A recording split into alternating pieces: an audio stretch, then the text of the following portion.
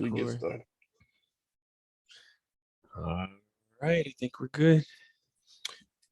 Welcome to the K-Town Brothers podcast, ladies and gentlemen. I'm your co-host, Uncle Jew. This is my brother, Kobe Wan Shinobi. What it is, like and subscribe and kiss my ass and all that shit. What's going on? Oh man, chilling, man. What's up with you? Um, I realized today that I want to live somewhere where you don't have to put plastic on your windows every fucking year for 38 fucking years of my life. You remember we used to wrap the goddamn door and everything on trip, the fucking balcony door, fucking windows, all the windows. Did the bedroom windows get plastic too or no? I Yeah. don't remember. They did? Well, I think it would depend because sometimes we would open the windows to get if it get too hot.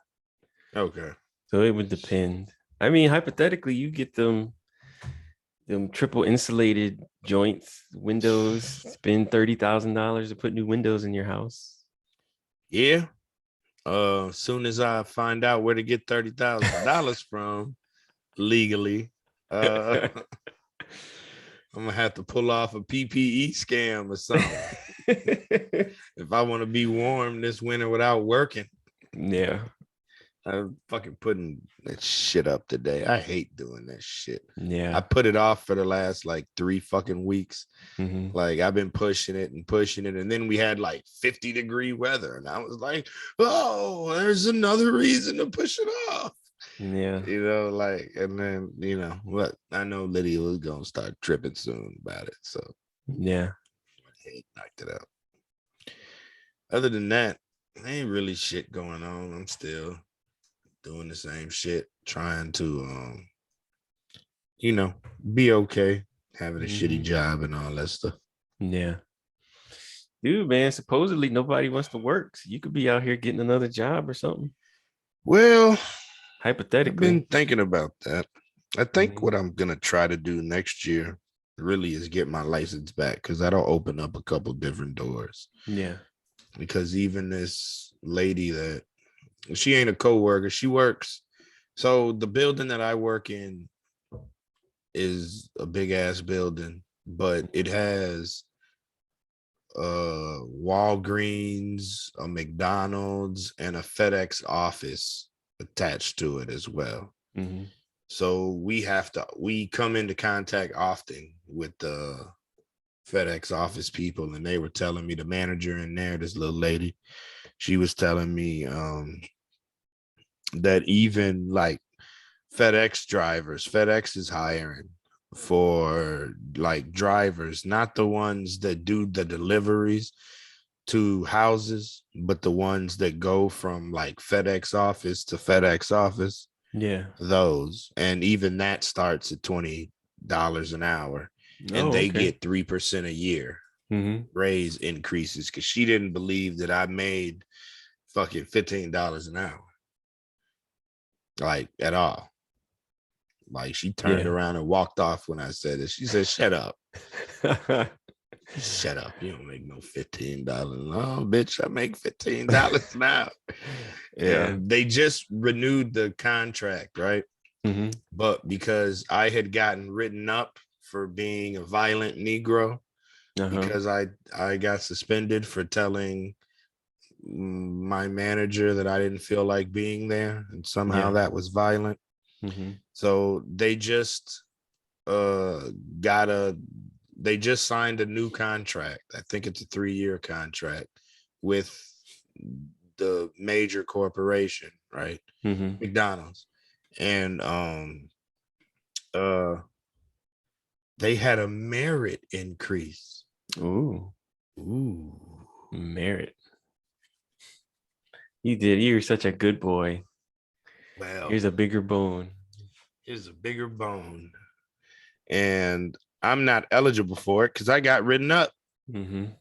So I have to wait to the year date of my write-up before I can get that whopping 60 cents.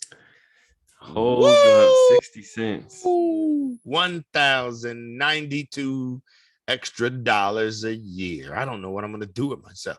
Am I going to invest in the stock market, or am I going to buy a Tesla? Or I don't know what I'm going to do. Why not both? Right. Spend a little extra. Don't be cheap. Buy a couple keys of cocaine. What are we doing? Yeah. It's fucking people. Yeah. Well, other than that, yeah. dealing with that bullshit.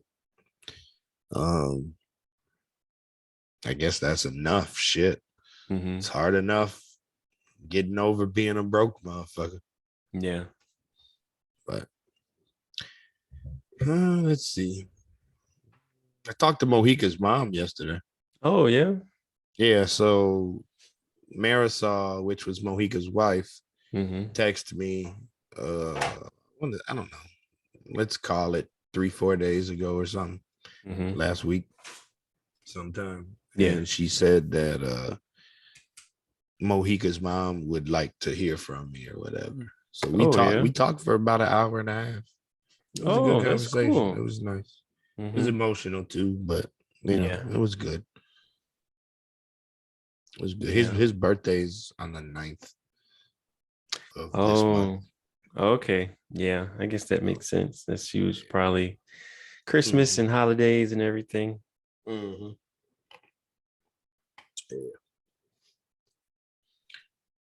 But yeah, man. Let's see. We got it's Kyle Rittenhouse. Let's talk about it. We haven't talked about that. Yeah, we haven't talked in a minute. Yeah. We got a little bit. I think because we're becoming more sporadic. I think I'm gonna start writing down shit that I'm like, oh, we need to touch on this. We need to buckle down or something. Yeah. But I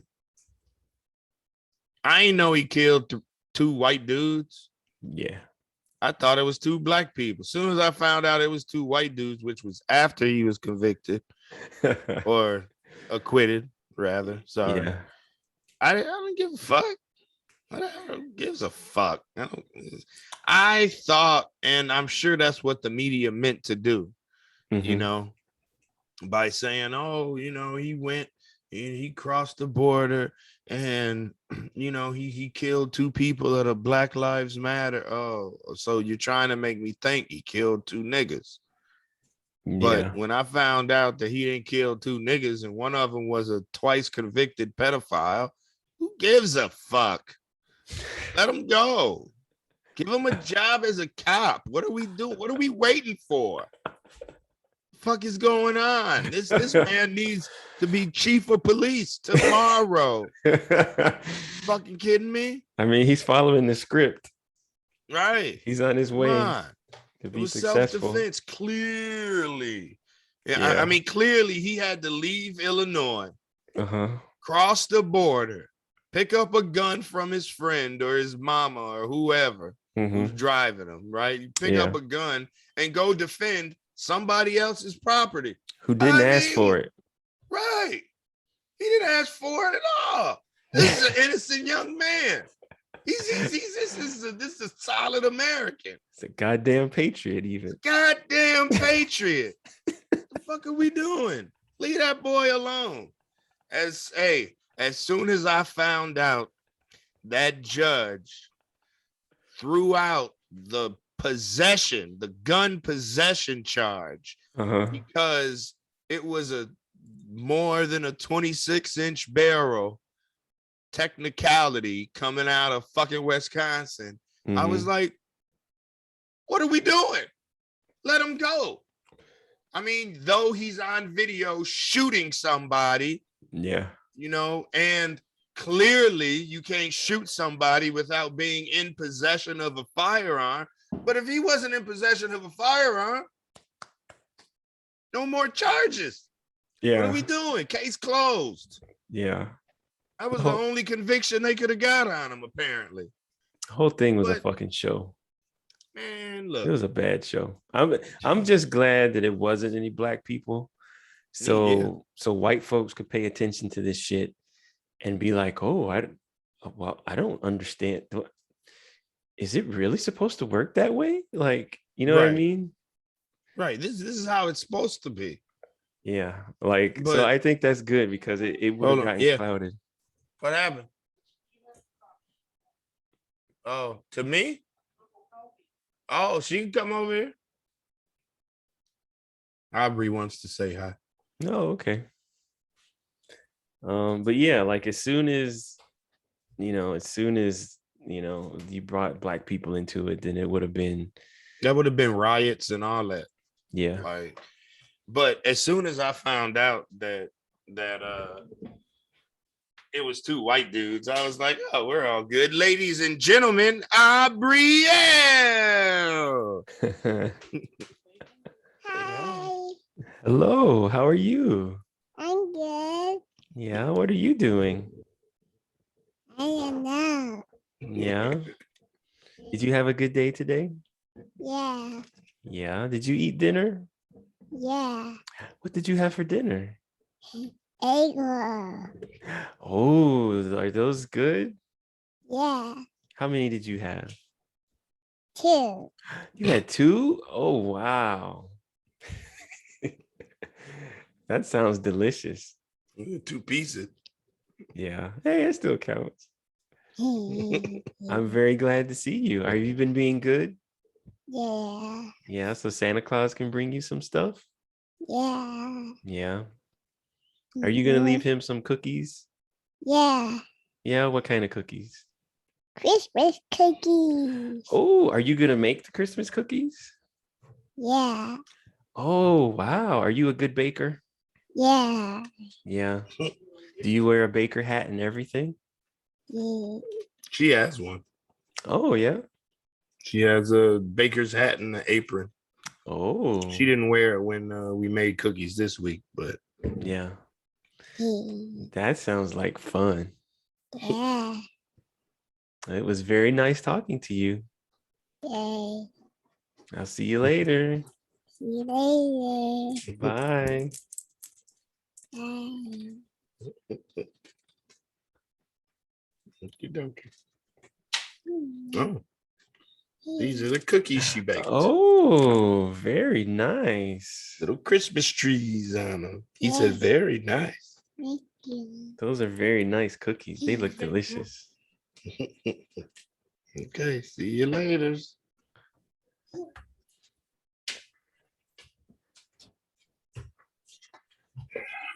But You yeah, cutie pie. I was clearly one of those people who thought that the two people that he killed were black. And Mhm. again, I was like, oh, because I was all worked up, like when Mhm. the gun charge got thrown out. I was like, yeah, look, she's still down there. Yeah. But like I was all flustered, and then I think Lydia told me that they were Mhm. two white guys, and I Googled it, and I was like, oh, who cares? Yeah. White guy killing white guys. Okay. So what? I You know what mean, was horrible though? Go ahead. what's that? I was just gonna say, like, I knew a long time ago that none of this shit was ever gonna make any movement until white people started getting killed by all these racist douchebags. Because, Right. like, I've been working hard. I've been talking to people. People have been talking to me. I've been talking to myself, trying to be less sort of judgmental and work on my personal issues as they're related to race and stuff like that in this country, because it's hard for me. Right. Yeah. But having said that, I've known for a long time, and I'm not even judging anymore. I'm just trying to say what accept the way that it is. And I was never felt that we were going to make any movement on any of the race issues in this country Yeah. until they That's over. started to impact white people. Yeah.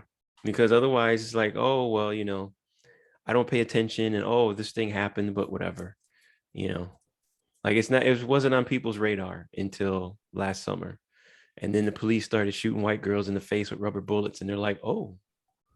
Right. And then like Kyle Rittenhouse starts shooting down other white people, and they're like, oh. And then the police shoved that old white man, and he busted his head open and couldn't hear anymore. And we're like, oh. And the police are pulling up in vans and throwing white boys in the back and hitting them with skateboards and shit. And people are like, oh. See, now I had wrote this the other day. It's like the beginning of a long joke, but I just want to, it's since we're talking about it. Yeah. I wrote, I was like, you know, Black Lives Mattering is kind of a big thing nowadays, but history shows us that this is a relatively new concept. It's 8 fucking years old. That's 2 presidential terms, or elementary school, or even like getting caught with 3 prepackaged dime bags of crack in the greater Chicagoland area. After effing up and getting captured by the whites, the blacks, well, have never really recovered. Think about it. Black Lives Matter started in 2013. U.S. slavery, 1619. It's 394 fucking years before anybody thought that Black Lives mattered. So what are they worth, really? The blacks kill more blacks than anybody else. They don't seem to value the lives of their people much. But when the whites kill the blacks, oh, baby, we got a problem. That's kind of like back in the day when you could make fun of your mama, but nobody else could. Mm-hmm. You know, so we could kill niggas, but you know, y'all can't kill niggas. Like, but so yeah, it's kind of like you said, it's a new concept. Yeah. All of this. You know what? It's a little bit different though, because like a lot of people pull out that whole, you know, well, black people kill each other all the time. Mm-hmm. And that's true. But true. Everybody in every demographic, you get killed by the people you live around. You get robbed by the people you live around.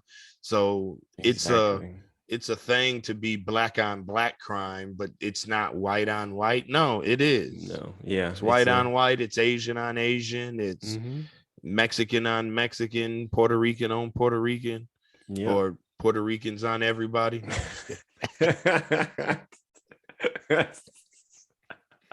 Sorry, I saw that bus coming. I had to stuff him under that one. But right, yeah. So I don't know, man. It's but I was one of them that I've heard many people talk about, that I thought he killed 2 black people. I really did. Like, and I had never looked into it because it happened so much. Yeah. You know, but what I was gonna say was tragic was this Wisconsin shit. Fucking jackass. Fucking watching the video, little girls walking down the street with pom-poms, and then oh shit, really? I didn't see the video. Yeah, some dude, he just plowed over these kids. Like, damn, that was horrible. And then he got donkey of the day. Charlemagne gave him donkey of the day because he's in prison talking about they're demonizing him. Nigga, you a demon. I literally killed a bunch of people, but don't make me seem like a bad guy. Right.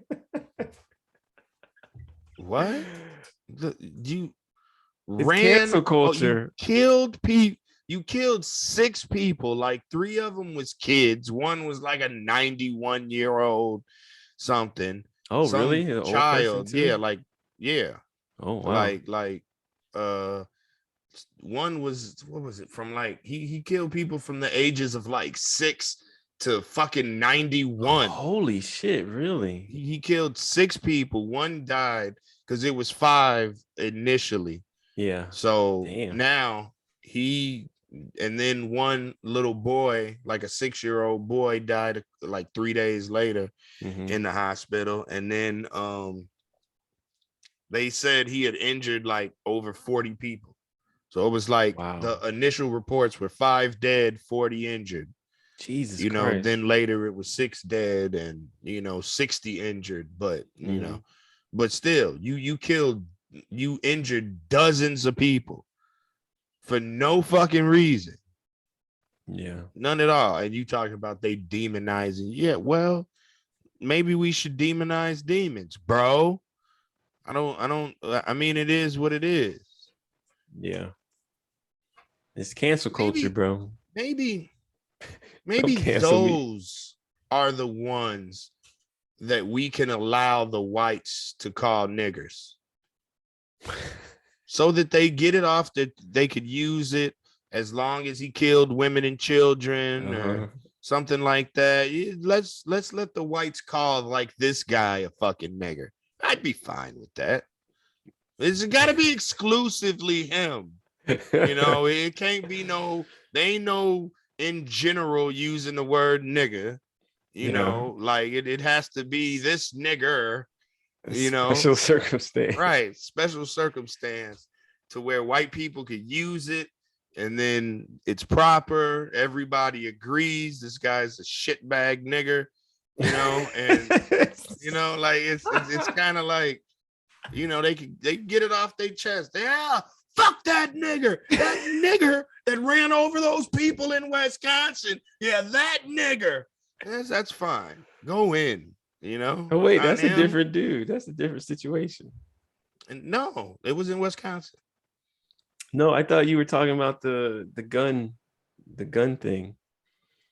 I was talking about the guy that ran over people at the Christmas parade in Wisconsin. Oh, there's so many people getting murdered. That's recently. what I'm saying. That's why I never even looked into the fucking Rittenhouse shit, because we got Aubrey or whatever the fuck it was. Aubrey, yeah. Yeah, we got that going on. We got Rittenhouse. We got, I mean, every day niggas is getting shot up here. So that's, you know, my coworkers, they did some wild shit. My coworkers, friends,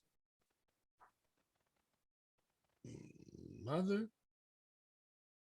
So my coworkers' friends'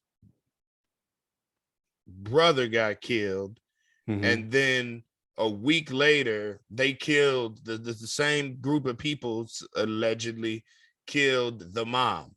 Damn. I'm like, what the fuck did y'all know? What's going on? Who kills There's people's something deeper moms, than dude? that. That's what I'm saying. Like, this shit is wild. Every Wow. other day on fucking World Star, there's some 60, 70, 80-year-old person getting the shit beat out of him and somebody taking their wallet.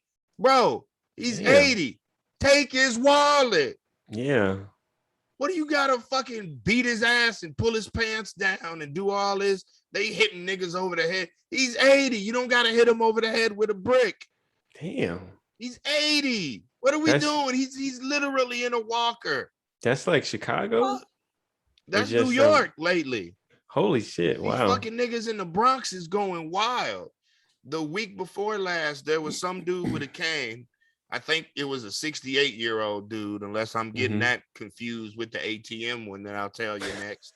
Jesus. Like, but this dude, he's got a cane. Yeah. And he's just walking down the sidewalk. Some kid literally comes, jumps, and kicks him in the back. So he falls to the ground. Then 4 or 5 other niggas come and start stomping on him. All they do is run his pockets. Damn. But what are you stomping him out for? Like, and then the week after that, there's this, again, 68 to 75-year-old, you know, dude going to an ATM. Somebody run up on him, and he scared him, so he dropped everything on the ground. So he botched the fucking robbery because he ran up on him so fucking fast. Yeah. And then he didn't even have him use the ATM. He didn't let him finish using the ATM. He just shot him. Damn. For what the fuck? He didn't even have any cash on him. None of the shit that fell. It was all credit cards. He didn't take any of the credit cards, nothing. He just shot him. The fuck are you doing? Oh, that's insane. And then today, you know, some old man pushing a bike. I think it said he was 65 or something. They just run in. There was only 2 dudes. They run in, knock him over the head with a brick, pull his pants down, stomp him out, and take a wallet and maybe his cell phone. The fuck? How Dude, desperate are you niggas? That's like $40 tops. Right. At best. The nigga had a fucking bicycle. Yeah. You robbing niggas with bicycles. Man, it's You didn't even crazy take out his there right bike. now. That was probably the most expensive thing, and it was a cheap ass bike. Yeah. But they just wilding, man. And it's the same shit up here. They just shooting motherfuckers for no fucking reason. They Yeah. just running around. It's fucking wild. What happened on the train the other day? I don't know. That was just some nigga smoking weed. But the whites pressed the button. This fucking guy had enough. So these two kids, I'll tell the story real quick. There's these two kids get on with me. By kids, I mean 14, 16 tops, right? Yeah. They get on the same stop I got on at. And we're headed toward downtown. Excuse me. And soon as they get on, they go, it's the last car, first of all. So they go to the very back of the train and kind of, in the little area where if you worked for the CTA, you could close it off and then have your own little section or whatever. Yeah. So they're over there and they spark up, start smoking weed. Now it's a Friday. My manager's not going to be in the office. And the other manager, because of the time of year, is on vacation. So there were going to be no managers there. And all my coworkers know I smoke fucking weed. So otherwise, I would have left the car because I'm not going to show up to work smelling like weed. That like I smoke weed for real. Like I don't want to just hand it to them. You know what I mean? Yeah. Like what the fuck? and so I didn't leave the car. I didn't really care. And then so I don't know if these two whites were a couple because they were sitting right next to each other, and I've seen them before, like on the train. So they always ride together, regardless if they're just co-workers, friends, or whatever the case, right? Yeah. So the kids are fucking smoking weed, and I guess the couple let it go for 2 or 3 stops, right? And then this elderly person who was, let's call them non-binary, because they were one of them old black people that they were bundled up and you couldn't tell whether it was an old lady or an old man. So we'll just go with non-binary for that one. And it starts coughing. And then I guess that was enough for the white guy. So the male white, he's like, you put that shit out. What the fuck is wrong with you? This is public fucking transportation. And he kept talking. These kids just kind of looked at him and they kept smoking. And he gets up and presses the little information button or whatever to call the conductor. Yeah. And, so while the conductor comes over, yes, how can I help you? And then the white lady starts talking to the conductor and she's like, there's 2 delinquent adults in the last car smoking. She didn't even say it was weed. She just said smoking. Yeah. Right. So meanwhile, here the white male is on the phone with the police. And prior to him being on the phone with the police, after he had first said like, what the fuck are you doing? Blah, blah, blah. Like both of the whites kept threatening the 2 blacks with the police. Like that's a thing, first of all. They don't care.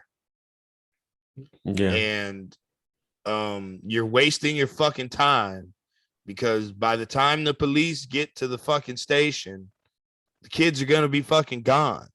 This is a stupid white person phone call. I'm on the phone. I'm calling the police. Call them niggas. I know how this works. I'm in contact with them regularly. Like, what the fuck? Like, and it's so, I'm just sitting there kind of watching it all unfold or whatever. It's kind of funny to me. Yeah. And we, the conductor read them, the riot act. I shouldn't have to stop this train, and people are going to work, and I shouldn't have to tell somebody not to smoke in a freaking train car, blah, blah, blah. Yeah. If the button's pressed again, we're going to stop the train and call the police. And then we get to Ashland and she stops the train anyway. And they walk off the train. They had stopped smoking one stop before I got off, and they got off one stop before I got off. But technically they had put it out because it was getting cloudy in there. Yeah. But and then they slowly walk off. You could tell they were embarrassed. They were trying to look like they weren't, but I mean, they're fucking little kids, you know what I mean? Yeah. At the end of the day. And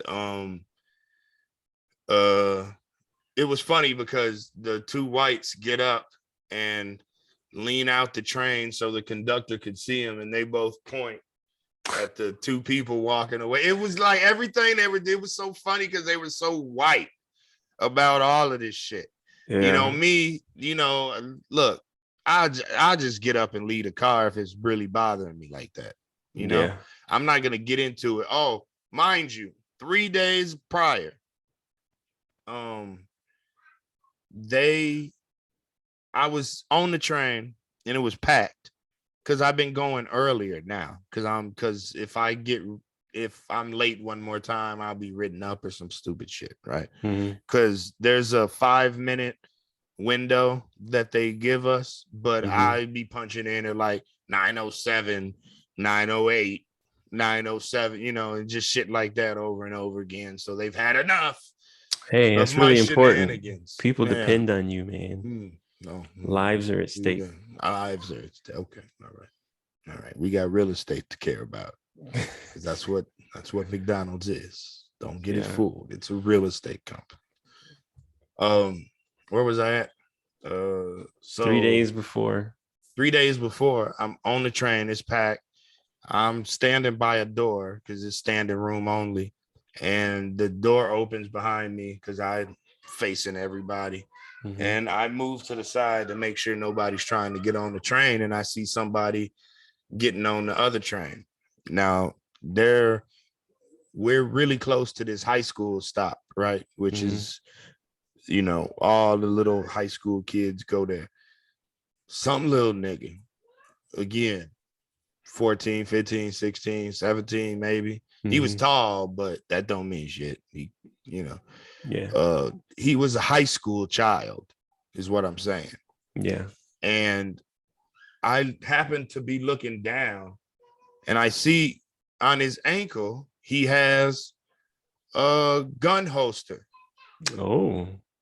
And it's so obvious that he has a gun strapped to his ankle because he's wearing the tightest skinny jeans I could have ever seen on a person. And he can't even cover the entire holster with his jeans. And you're going to school?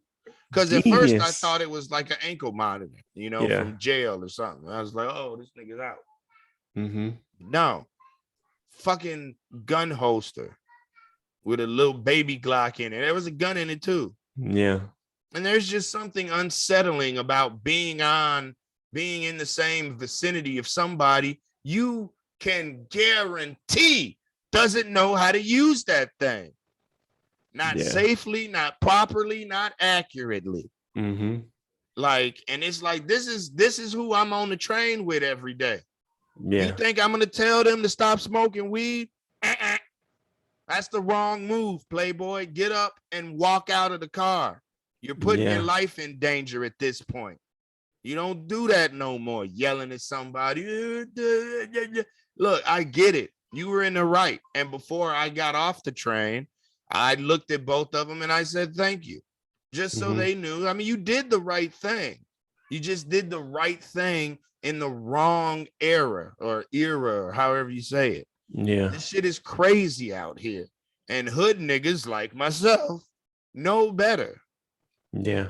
I'm not your daddy. I ain't your mama. You smoking weed on the train. You know you ain't supposed to be smoking weed on the train. What are we talking about? Yeah. That's like you getting raped and explaining to the person that's raping you that rape is bad. Well, you're not supposed to be doing this to people. What the fuck are we talking about? So you got a gun in your face, knife at your throat, dick in your butt, whatever the case. Like, what are we talking about?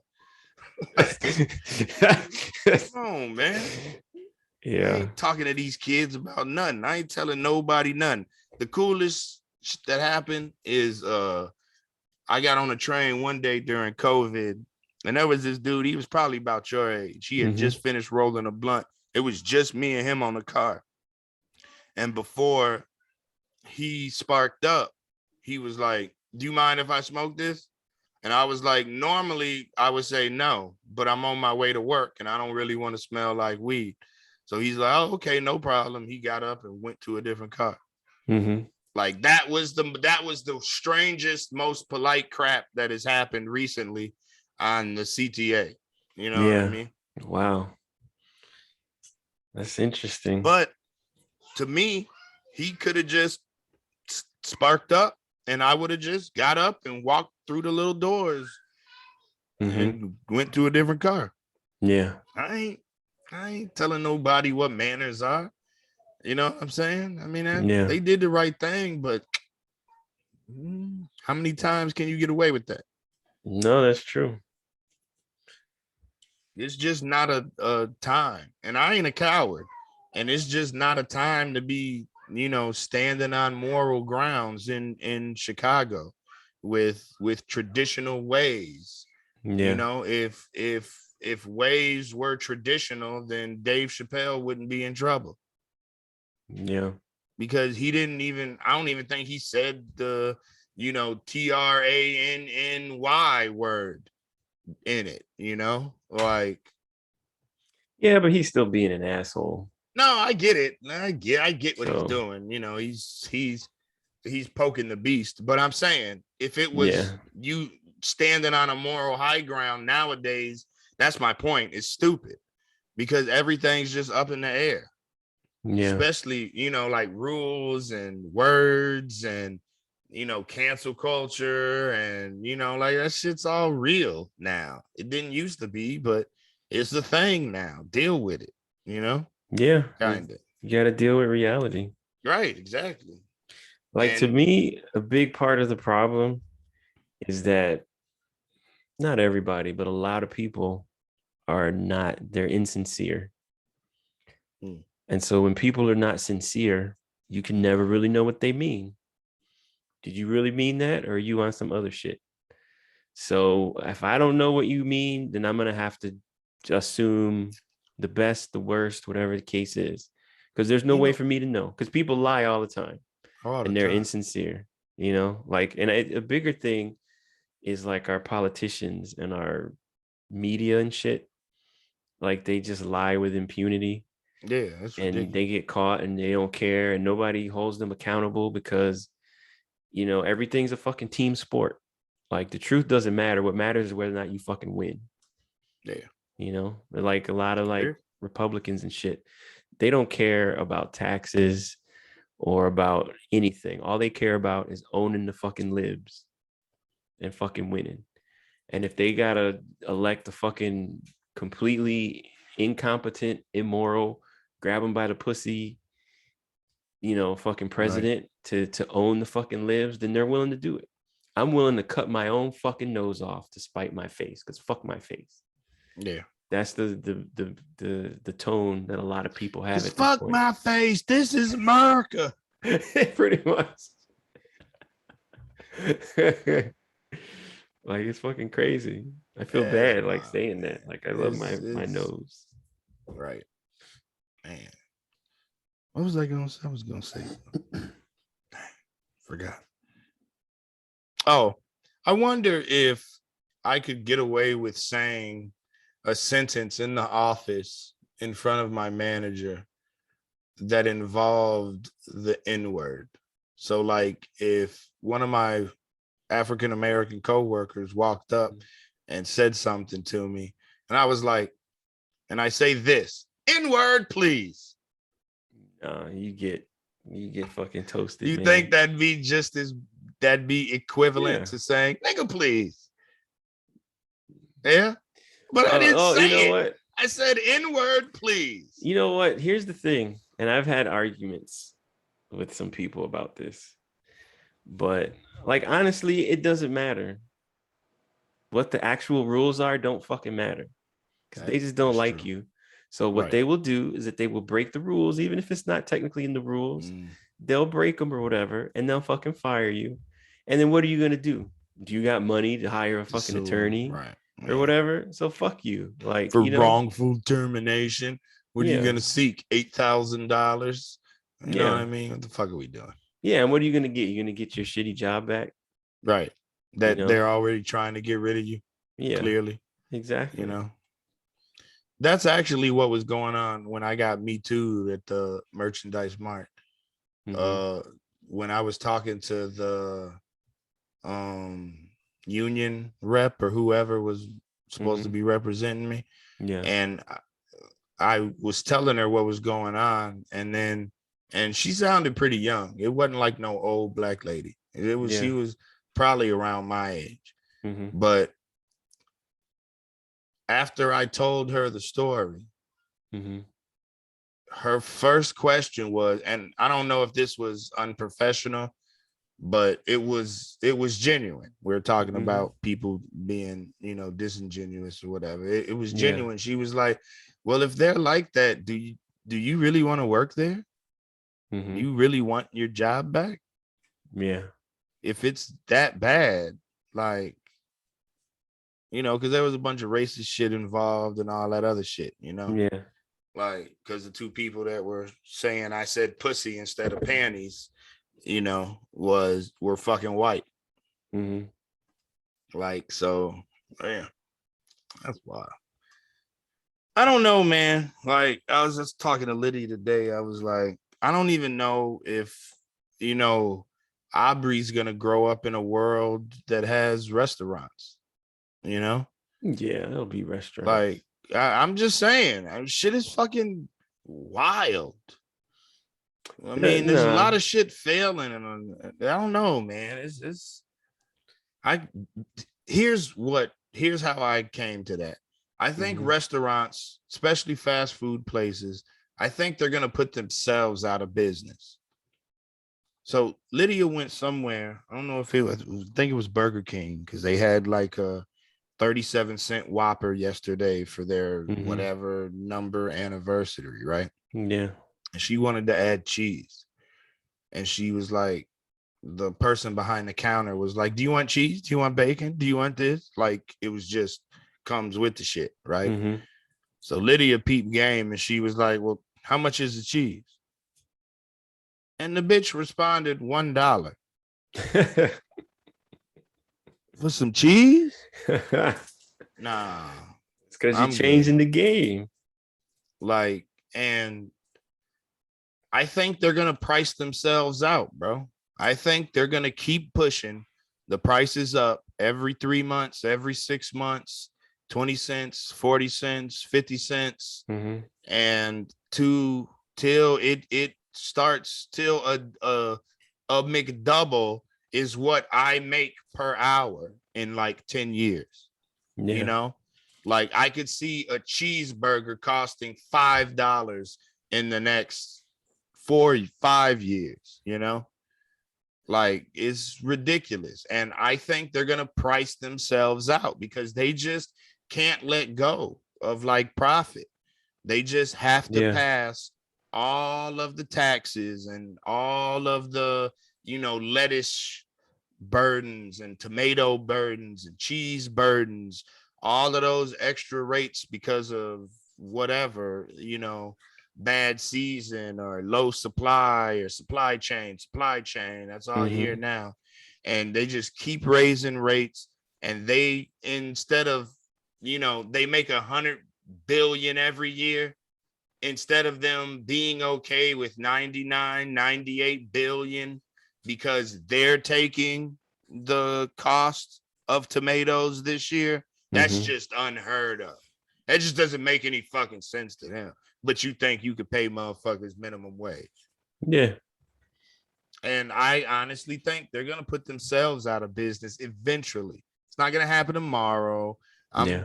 I'm talking about once they're gonna keep raising the price of everything until people are like either they cannot afford it or they're like, fuck you, I'm not paying you, $7 Mm-hmm. for a bun and a piece of meat and a piece of cheese.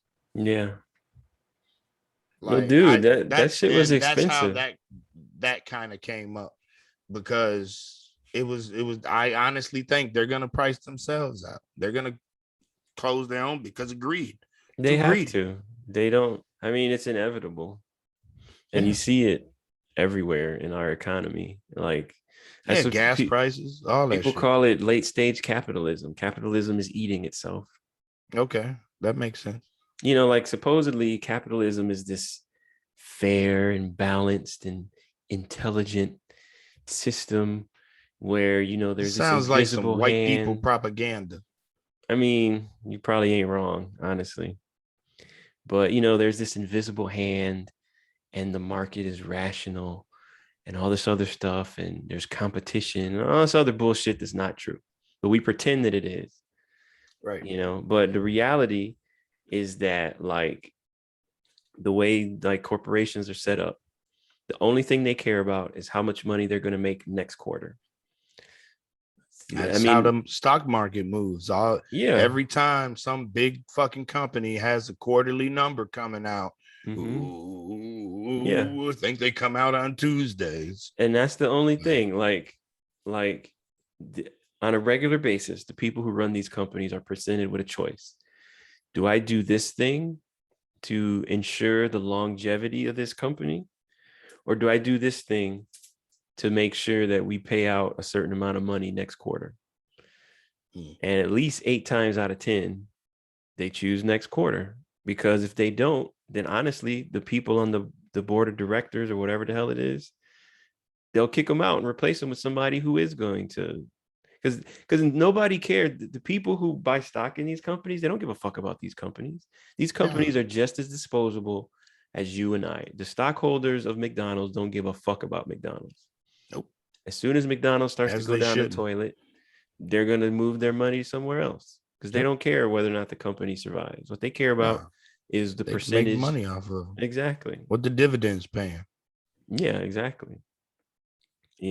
So, like me, the little bit of stock that I own, I bought stock in shit that I thought was like, oh, this is a company that has a good idea and I like what they're doing. But I'm I was in stupid on for doing Rivian that. recently. Yeah. I ended up pulling out this week. Oh, yeah. I got in on Rivian the day their IPO opened. Oh, okay. And it had gotten up.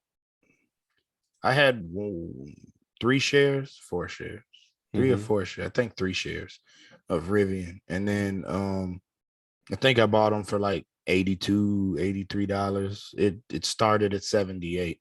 And it had worked itself all the way up to 158, $162 or whatever. Yeah. And now it just kept tanking and tanking and tanking and tanking and tanking. And then I don't know what happened with them and Ford, because when they started, another one of the main reasons that I had gotten into it, because I bought like 4 shares of Ford. I put $100 into Amazon because Rivian had teamed up with Amazon. Amazon owns 20% of the IPO. And they're going to be making Amazon trucks. Yeah. And then also the Ford was supposed to be helping. They supposedly had a 12% stake in like Rivian, and they were supposed to be helping with the manufacturing. Well, last week something happened and now Ford they're out. Oh, wow. So I'm assuming that has something to do with the Rivian stock tanking the way that it has. I wouldn't think so. But I would think I it has ended more up to do with losing like $150 in it before I pulled out and said, fuck it. Yeah. Because I just took that little stimulus check, the only one that I've received. and I threw it into Tesla and lost $150 and then pulled it out of there. And then, like that's a big money game, man. It is. It's a big money game. You got to Like, have money to be in the stock market. You like can't think really. about it. You could have bought, if you had 100 grand, you could have went in at the IPO, threw 100 grand in stock, right? Waited 5 hours, whatever the fuck it was, for it to go up to double, and Right. pulled out 200 grand. Right. And you could still go back, like right now, you could probably go, what is it? It's probably less than what it was at the initial IPO. Not so yet. If you really want Rivian, you just made 100 grand. So now you can go back, wait a couple of days, it's going to go down because everybody else is doing what you just did. Yep. It's all just. But like doing it $100 at a time doesn't feel the same. You know what I mean? It makes it feel like work, as opposed to, like you said, you put $1 million into some company and it goes up, $2. You could pull it out and you made $200,000. You know what I mean? And that's worth it. But when you're nickeling and diming it, and you got to watch the market, and as soon as, because I had gotten to the point, I was like, okay, well, if it hits $100 again, or if my total return hits $100, I'm gonna pull money out. Yeah. Because with Rivian, technically, I had an opportunity to pull my money out when it was at like 158, 162. And that would have been all, that would have been $168 that I made in 2 days or something like that, Yeah. But again, we're talking about $168. I was trying to, I want to see it go up to, 3,400, so Yeah. I could, pull $1,000 out or something, not, pulling out $200 at a time. It's not a commodity. It's a stock. Yeah. I'm not supposed to be in and out, in and out, in and out, in and out, in and out, nickeling and diming them like that. But yeah. So I don't know. I'm just kind of sitting on my money in the Robinhood app now. I got like 700 something bucks that I sold Ford, I sold Rivian, I sold Lucid. That's another EV company. Mm-hmm.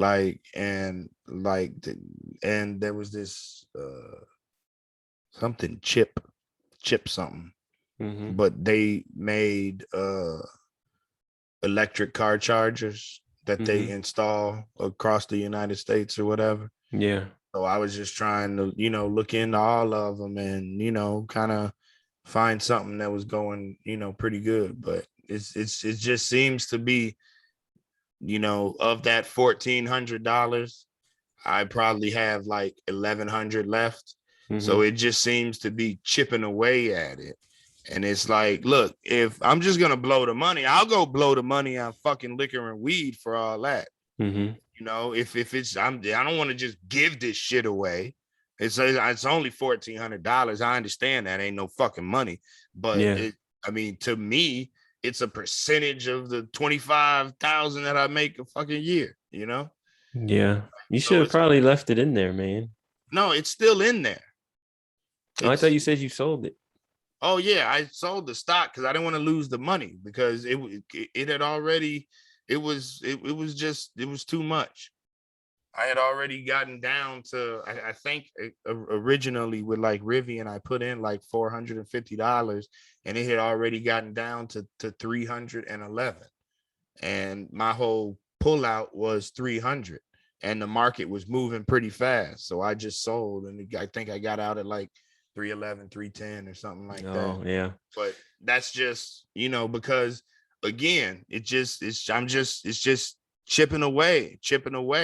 But that's how the game is. That game is totally big pocket, take little pocket all day because you got people that can move the market. If Elon Musk wanted to move the market, look, he went on Rogan and fucking smoked weed and his stock dropped 11 fucking percent. Yeah. So there's market movers and some of these people literally push the market in whatever direction just to consume all of the little people who can't take those swings.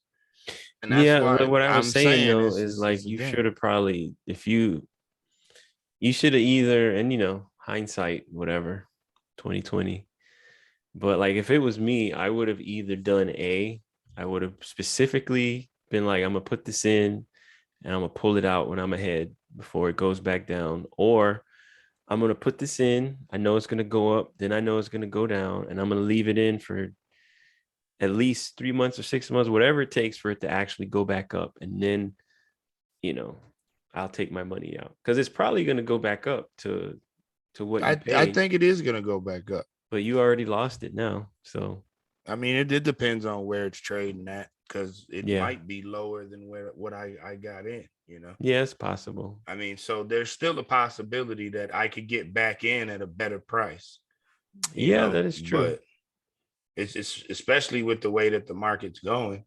It's just, and again, it's just going down and down and down. And it's like, what the fuck? Because It's where is all it at now? gambling. It's down another 5% today. What the fuck? So Mhm. it's at 104, yeah. So it's, I would have to go back and look. Yeah. Yeah, because it looks like I had bought in at 111, Oh, I okay. think. Let's see. What was the last time? Oh no. Oh wait. No, it don't say the price. Why won't it say the price? Oh no, I got in at 128. 128.98. That's when that was the second installment. Let me see where the first one was. First one I got in at 115 even. So I had almost a share at 115. Now it's 104. So I could get back in at a better price, technically. Oh, okay. So, but you know, it's one of those. I did want to just, you know, put the money in and just whatever, check it in, like you said, you know, 3 months, 6 months, something like that, and not look at it every single day, you know. Yeah. Like, I guess that's what I should do. Let's see what happens Monday. It's But all bullshit. yeah. I mean, Because I was trying to get into the crypto stuff, but again, it's the same deal. it's the same shit. It just kept, you know, the swings. When I say it's bullshit, I want to be very clear in case anybody's watching this. Like, obviously, it's not bullshit because people make shitloads of money. But what I mean is, it's like hustle bullshit. It's like when you get on the train, the dude with the 3-card Monty deal or the fucking cups. Like, that's what it is. It's just a more complicated version. It's just hustling people out of fucking money. So that's what I mean when I say it's bullshit. Yeah. You know, like they try to present it as like, oh, like you can invest your money. And to an extent, that's kind of true. But to an extent, it's also not, because look at the shit that has happened in the past with like Enron. Right. And people who've had their like savings, their life savings, retirements just wiped out by a bunch of, look at the housing market and how that shit got all fucked up in 2008 and 9. Like it's all that it's hustlers. Madoff, he swindled Steven Spielberg out of a shitload of money. Oh, really? Yeah, he was one of his victims, Spielberg. But yeah, they never said how much, of course. Yeah, but that would be embarrassing. You know, of course. He got. He did. But you know, whatever. Yeah. So I don't know. You know, I'm just kind of looking for something to invest in, because I feel like if I don't take $40 to check out and put it in the stock market somewhere, my Apple stock is doing great. Like, that's the only one that's a constant winner. I don't know why, but because people keep buying iPhones. That's why. Yeah. You know what? That reminds me, in 2019, like around Christmas time, like right before the new year, I bought, for the first time in my life, I bought a whole bunch of stock. Like $1. I spent like literally $1 in like a bunch of different stocks. Okay. And it's a weird move. I wanted to see, like, literally if I just put $1 in these motherfuckers and just watch it over the next couple of years, like, like how much is this stuff gonna go up? Right. You know, and so I'm looking at it. And so I did Intuit, which is the TurboTax people. Okay. because everybody's got to file their taxes. That's a good point. That's up to $2.54. Where'd you buy it at? No, I'm just saying I spent $1, Mhm. and now my Your position return? on Intuit is Right. worth $2.54. Oh, okay. I bought $2.54. and I spent $1. So Hey, that's what. you doubled and a half. Mm-hmm. That's 150%. Yep. Similar I bought Google stock. That's 221. Mhm. Microsoft is 218. Is it Google A or I don't know. It's they got Alphabet.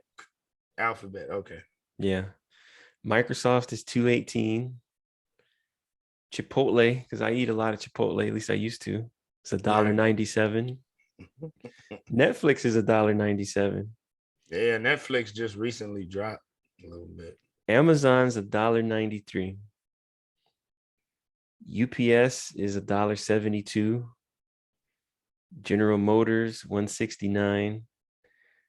And see, these are just all like I pick companies that I know what they do or I use their service or whatever. That's what I was doing too. So FedEx. I didn't pull my money out of Amazon, but I'm negative $3.69. FedEx is $1.58. Meta used to be Facebook is $1.56. Capital One's $1.46. Twitter is $1.42. PNC is $1.33. Okay. Starbucks is $1.32. Electronic Arts is $1.24. JP Morgan's $1.23. I see. I got one share of Apple because I was doing shares, not just like $1.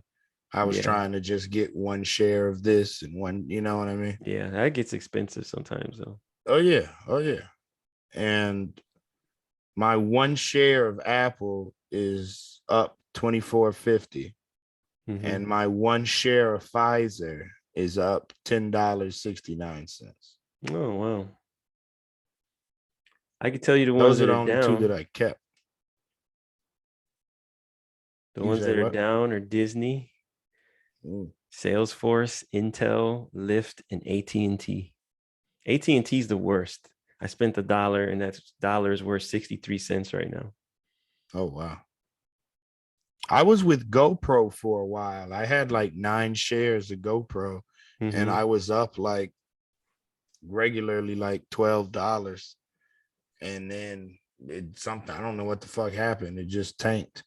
Because I just bought GoPro because I can't afford the equipment, but I would totally use it because those cameras look amazing from the footage that I watch on it, you know?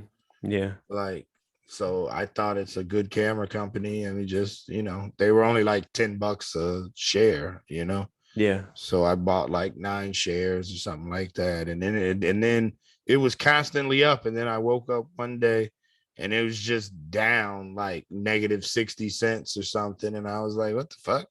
Nah, I don't know. I'm just taking a step back. The money's still in Robinhood. Yeah. I didn't pull it out, but last week alone, I sold $733.40 worth of stock. Oh, that's wow. just sitting in there. Now the money is just sitting in the account. It's not active right now. Yeah. So I just got to figure out what I want to put $700 into, I got you.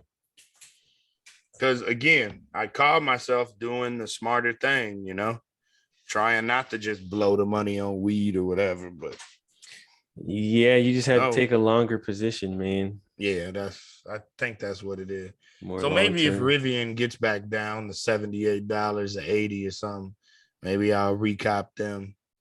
Yeah, I probably 4 or won't. 5 Honestly. shares. You said you won't? I said it probably won't get that low. You don't think it'll get that as low? long as they have actual technology and they're not just full of shit, I don't think it's going to go back that low. Okay. Personally, but I'm no kind of I know there's a chip problem.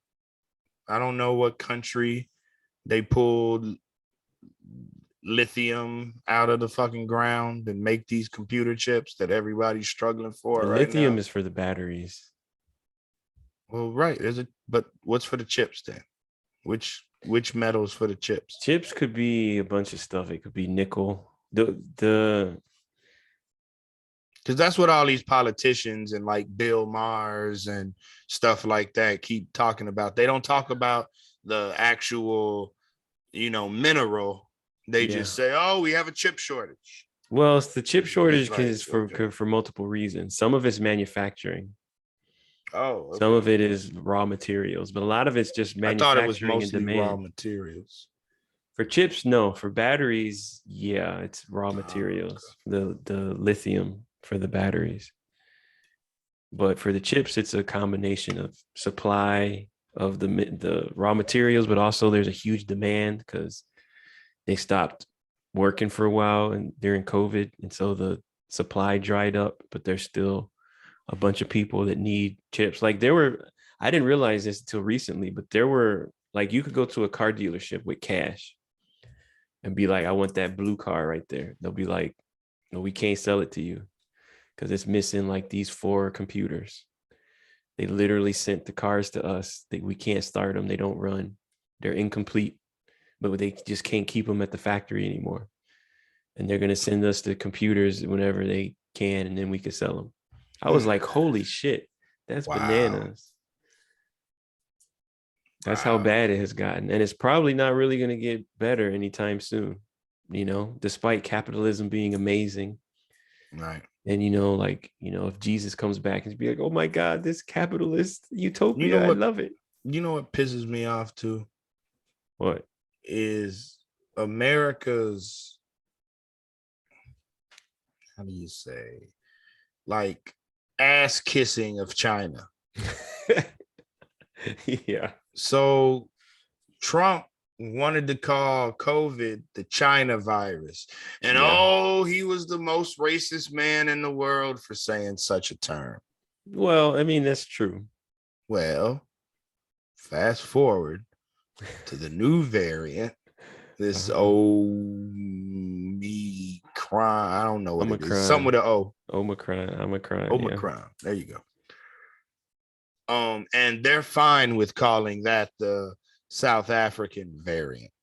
Yeah. That's not racist at all. But you can't call nothing China. But it's okay to throw them niggas under that bus, though.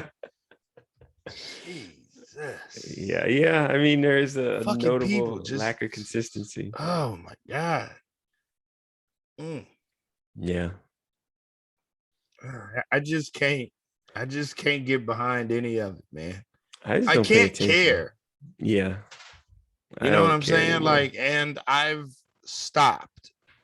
Like, I can't. I just can't keep doing this. Mm-hmm. I can't keep every month, and did you hear Fauci say, I am science?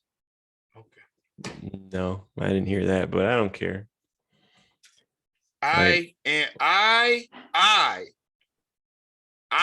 am science. Mm-hmm.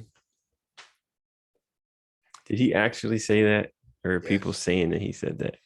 I mean, I didn't watch the whole video, so I can't say that I heard him say those words, but just because you saw a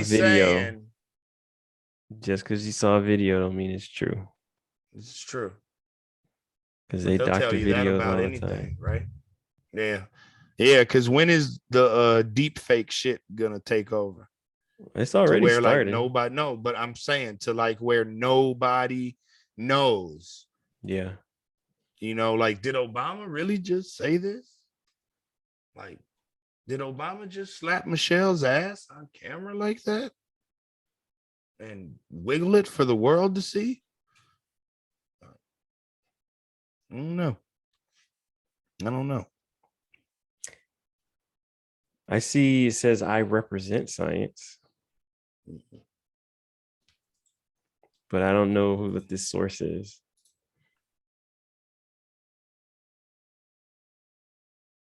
I mean, he does represent science when he's on TV. Sure.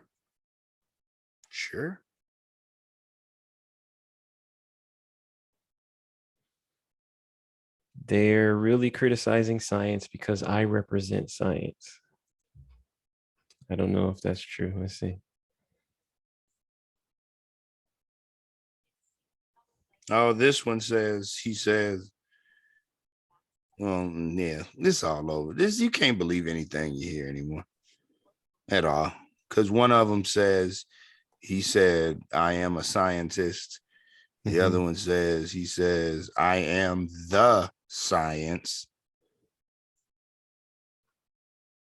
Yeah. Yeah, it looks like the phrase was I am the science. And in all the other ones that I've been seeing, they cut out the word the, probably to make it more clickbaity. Oh yeah. For all the And QAnon that's people I don't and know. shit. This fucking people, man. It's just I just can't keep with this fucking COVID shit.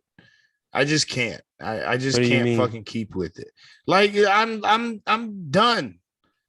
It's a fucking flu. It's a fucking cold. It's a fucking virus. I don't fucking care anymore. Like, I'm not gonna, oh, the Delta, the such and such, the whatever. I don't give a fuck. The Uchi Wally Wally, Uchi Bang Bang variant. Like, I don't care anymore. Like, y'all, I just feel like y'all constantly trying to scare motherfuckers. It's like, stop it. This shit ain't getting any worse. It's just as bad as it was when it started, I guess.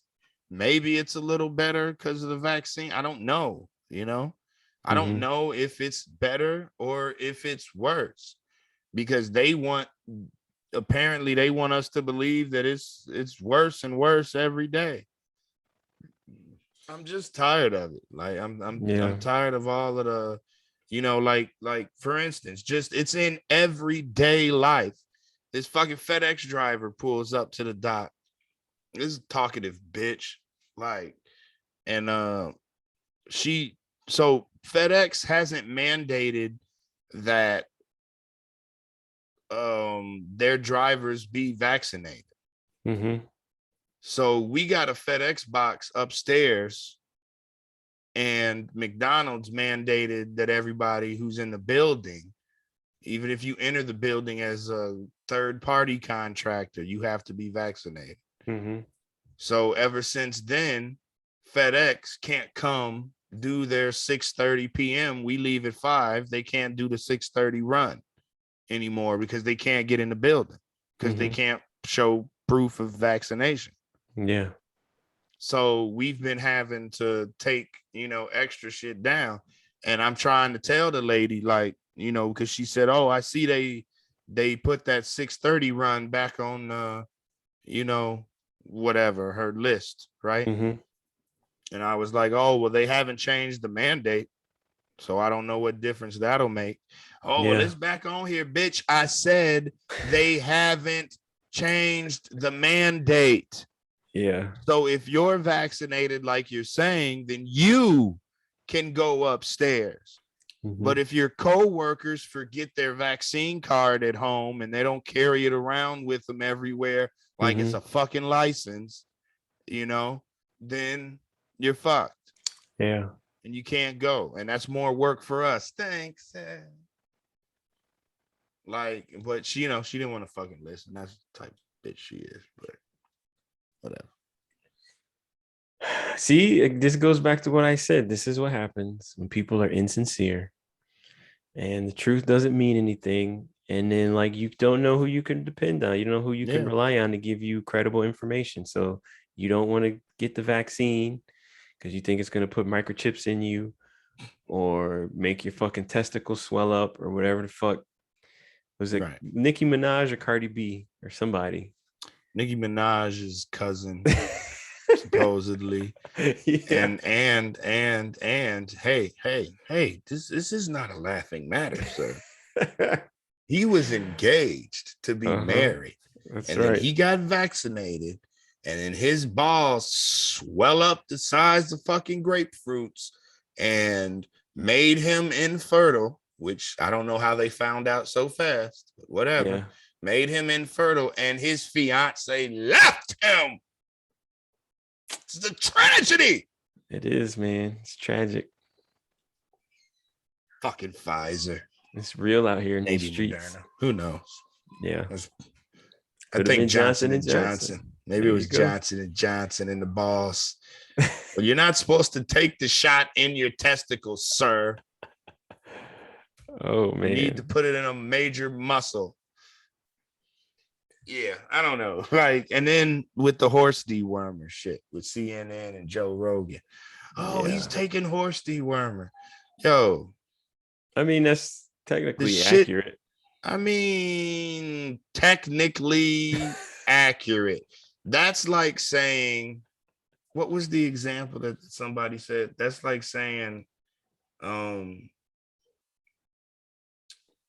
I don't remember exactly the example. It was really good, but it was something along the lines of like, that's like saying every morning I wake up and consume dog food. Mm-hmm. But what type of dog food? Oh, water.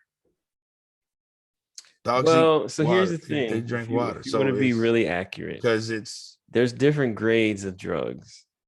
So do people take ivermectin? yes. Yes. Somebody won a fucking Nobel Peace Prize from fucking making the shit. Like Is the shit that has the been same ivermectin that you get from Farm and Fleet? No, it is not. right. And there are people who are going to Farm and Fleet and buying ivermectin and fucking taking it. They're called rednecks. I mean, that's the problem. The problem is that that's what people are doing. Problem is that rednecks exist. Yes, I agree. Because if it was only people getting it as a prescription from their doctor, it would be a completely different deal. But these motherfuckers, well, I'm finna go to the horse store and I'm gonna buy all that shit up. It worked for Rogan. Yeah, Rogan Exactly. also runs 70 miles a day and does 4 million push-ups, and you're overweight by 700 pounds, so But he had a come on. prescription, didn't he? Yeah. See, so that's the main thing, is that he got his shit from a doctor, not from Farm and Fleet. Yeah, and it was so much other shit too. He rattled off a whole list of monoclonal or mono something antibodies. That's the There thing you they go. have here in Florida. Yeah, and those are supposedly really good for it. Mhm. Like, and so, but again, the point being is, okay, like I said, water is part of what dogs consume, Yeah. So to say that I'm drinking the same shit dogs do, instead of just saying I'm having a glass of water, you know what I'm saying? Like, you're being disingenuous. But You're are just they doing really? shit to be clickbaity. Are they being He wasn't taking disingenuous? fucking horse dewormer. Yes, So it's if disingenuous. there is a specific headline about him taking horse dewormer, that is disingenuous. But if there's a headline that just says people are taking horse dewormer for COVID, that's not being disingenuous, because there are people. No, I'm talking about all the articles that I did visually see myself that says Joe Rogan takes horse dewormer. Is they're intentionally being disingenuous. Like, and it's ridiculous. Like, it's but I don't care anymore. Like, and that's where I'm at. Like, I'm tired, bro. I'm tired of COVID, and I've never had it. I've even heard the stupid ass fucking argument that might make some sort of sense. I don't know. I'm not a fucking scientist. Everything makes sense if you just start listening to shit, right? Fucking talking about smokers, get COVID less because they're always smoking, and the heat from the smoke kills COVID. Yeah, and the earth is flat too. And we never went to the moon. And JFK was shot with a magic bullet. Yeah.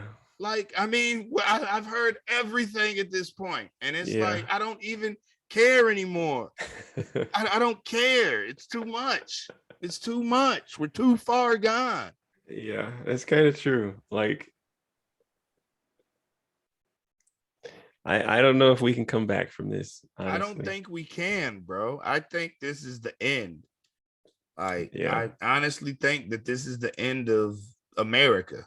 Now, is Russia gonna take over? Is China gonna take over? And No. We're gonna be forced to be communist and learn a different language. I don't know. So Is the this is what world I just think gonna is going to end? happen. No, the world's not going to end. Look, after you say that, I got something to say about the meek inheriting the earth. Go ahead. Oh, that's sort of the vibe that I'm actually about to be on. I was just going to say, like, what's going to happen? Like, my kids, they don't give a fuck about any of this shit. Right. At all. They don't fucking care. They're just like, whatever. I'm just going to play some video games and watch these motherfuckers on Twitch make egg rolls or whatever. And, Right. just do whatever kind of shit. So watch these niggas bake these cookies right quick. Exactly. So like what's gonna happen is all these crazy old motherfuckers are just gonna die off. The ones that are spreading all this dumb shit on Facebook and the QAnon people. Night boomers. Yeah. So them and even the fucking crazy people in my generation are just gonna fucking eventually die off in the next 20, 30 years. And the people in charge are gonna be like the Gen Z. And they're be like, who watches the fucking news? Fuck the news. Like, what is news? Yeah. So, like to a certain extent, like the news is going to have to change to survive. And what they're going to have to do is actually start giving people actual important information. Because the problem is that, like, for example, boomers, they were starved for fucking entertainment. Because all they could do was ride horses and play basketball outside and go swim in a fucking creek. Right. But my kids can do all that shit. They don't want to, but they could do that if they wanted to. Yeah. They could play video games all fucking day. They could literally watch every single episode of Seinfeld in a row and then watch every single episode of fucking Friends in a row. Like they can play video games from the last 30 fucking years. Like they have all kinds of shit that they could do. They could read Harry Potter, The Lord of the Rings, like all kinds of shit. They could watch Harry Potter movies. Yeah. So they don't need to be entertained. So like, oh, well, look, we got this. Oh, look at this clickbaity. Look, oh, maybe you could see this person's genitals. Like, they had this, celebrity slip up. What? Like they don't care as much about that shit as we do because they get entertainment already. So they're not going to be looking to get entertained by the news. So if the news isn't giving them actual fucking news, what use are you? You're just like, don't you think? So don't you think? Don't you think that all of the news anchors would have to be like, I don't know YouTubers like that, but let's just say like Logan Paul, just because he's real popular. Like, isn't it gonna have to be like, you see the NBC sign and then Gorilla Glue Girl is telling you the story and she's all, and let me tell you what this nigga did, girl. Or they all got to be Wendy Williams or something. You know what I'm saying? Like, I kind of feel like that's what the news is going to have to do to stay on the air. Because again, I can't hear you that well. Is your microphone too far? Your battery's not dying or something, is it? No, but it does say set up professional audio. I don't know why it says audio settings. Something happened. It's like really low.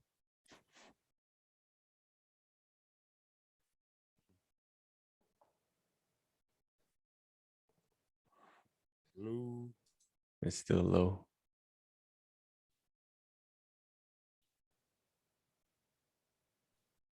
Did you hit like a button or something? But there is something. I don't know if this is it or not. But it sounds like it might be getting higher. There's a microphone volume issue. Okay. It looks like it. It sounds better. You turning it up?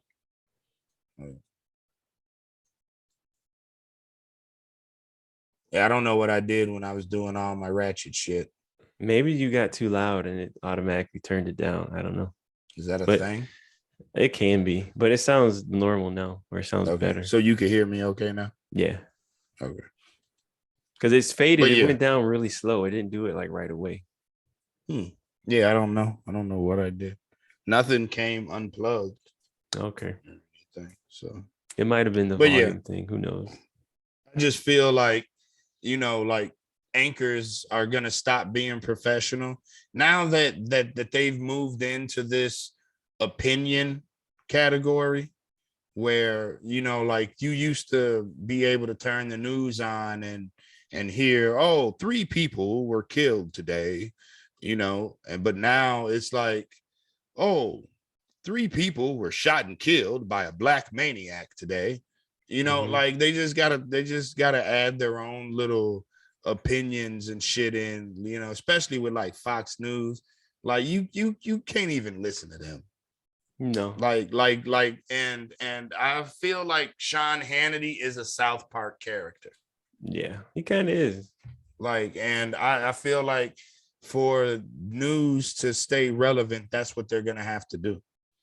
I don't think it's gonna, because You don't like even think it's gonna last. It's not even they gonna be a don't. thing. I don't think younger people care. Like, why would you like? Let's just take Sean Hannity, just for shits and giggles. Yeah. Why would Haley someone... and Layla give a shit about what Sean Hannity has to say? Exactly.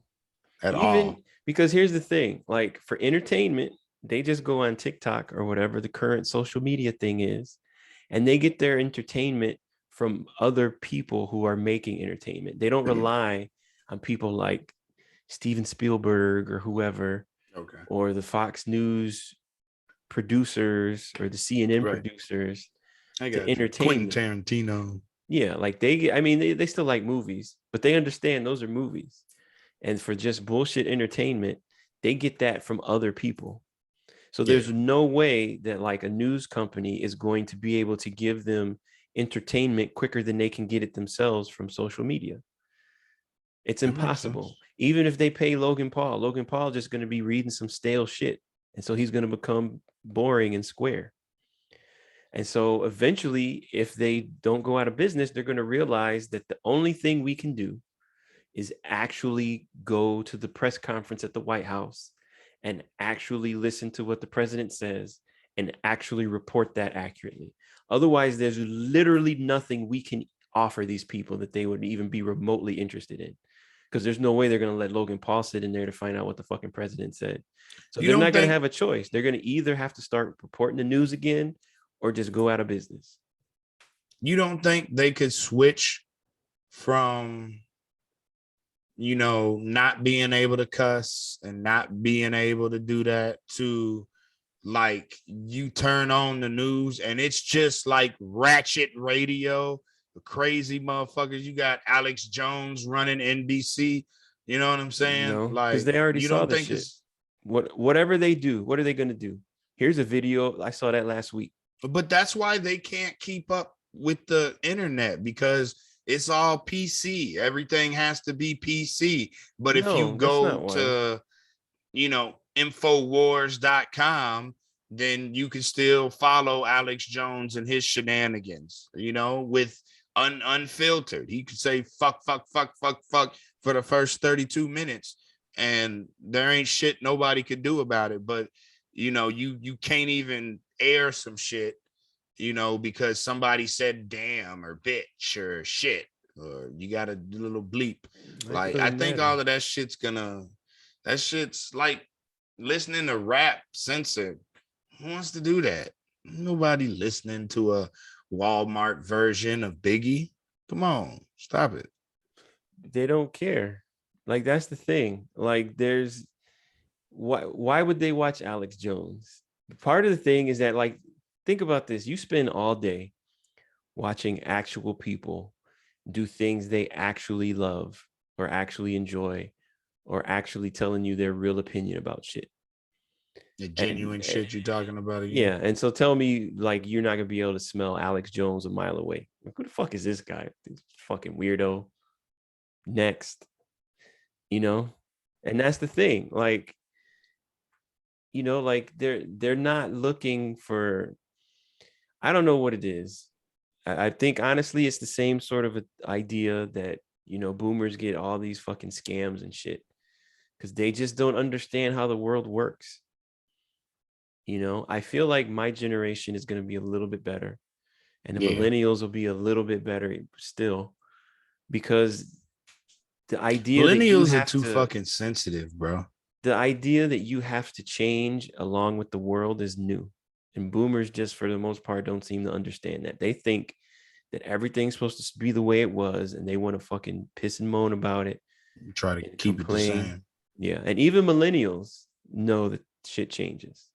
I'm okay with your generation coming into charge. Mm-hmm.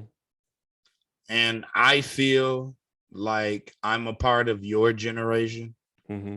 because I do not relate to millennials. I'm not fucking sensitive. I don't want to cancel anybody. I don't care if they're standing on top of a fucking mountain yelling nigger and they're the whitest person in the world. I don't like, okay, I mean, that's inappropriate, but I don't want him not to be able to do that. Like, if that's what he wants to do. But that's just because I want to be able to do something crazy too, if I wanted to.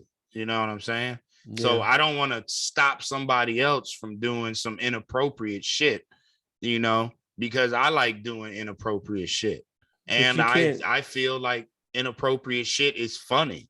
You can't blame the millennials for that, though, because who were they raised by?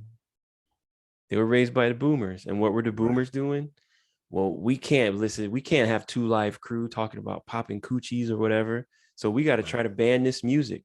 We can't have people making choices about their own fucking body. So we got to try to stop fucking abortion. Like, if there's anybody on this planet who this is learned behavior. It is, because the boomers have been trying to, they didn't call it canceling, but the boomers have been trying to force everybody and their mama to do exactly what they wanted to. That's who was going up against Eminem back in the day. Yeah, it's the same thing. So that's why it's kind of disingenuous for these boomers to be complaining about cancel culture and all this other kind of shit, because they have been routinely trying to cancel everybody for everything. If you did not go along with the evangelical Christian kind of fucking idea of how the world is supposed to work, then you're not even a fucking American, and we don't want you to have a say in anything, you know? And so then, you know, millennials are like, you know, I mean, we're not assholes, but if you were going to be a douchebag, then cancel. Because that's what we doing. We canceling people. That's what we've been doing. So we going to cancel too. So I'm not really that worried about it. It's all eventually going to wear itself out. I'm not for all this snowflake shit. I don't even see why it's like a problem. Like, there's always you can't say anything. Yes, you can say whatever you want. You just can't say whatever you want and not have consequences. Okay,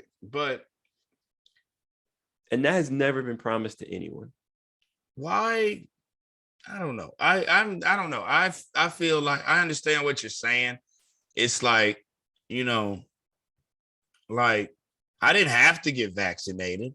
Yeah. It's just, if I wouldn't have, then I would have been fired and I'd be unemployed and blah, blah, blah. You know? You could have got a job at FedEx, apparently. Apparently, right? But, you know, so when you say that you can say whatever you want, to me, it comes off as like facetiousness. You know, I mean, you can say whatever you want. You say it. Go ahead. Say the R word. Say the F word. Say the N word. Say the T word. You know? Mm-hmm. And it's, I mean, you can say, like, again, my point is that these motherfuckers are just too sensitive.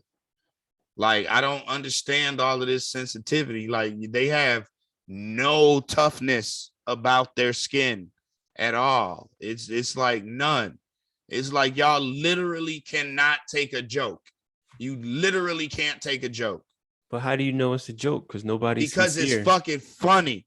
What if there's not 30,000 people laughing and you're the one asshole in the middle of the audience that was offended by it? So how is one person canceling someone? Obviously, the numbers are not the way that you're saying. Somebody, I'm saying there's motherfuckers that are being too goddamn sensitive. No, my point is that if it was not a problem, like in my mind, you can only be canceled whenever you are on the wrong side of an issue. When too many people disagree with you. So, like, how is that any different than it's ever been? You could walk into a crowded room and say something, and if most of the people in there don't like what you said, like, you know, like you're not gonna get canceled, but you know what I mean? Like, you're against the crowd. And the problem is just that the crowd has shifted, and a lot of people don't like not being in the crowd anymore. You know, so I understand what you're saying, like they're too sensitive, but honestly, maybe the problem now is that you're not sensitive enough. Have you ever seen that movie, I Am Legend? Yeah. So did I ever tell you about the book and how the book is sort of different? You may have, but I don't remember if you did.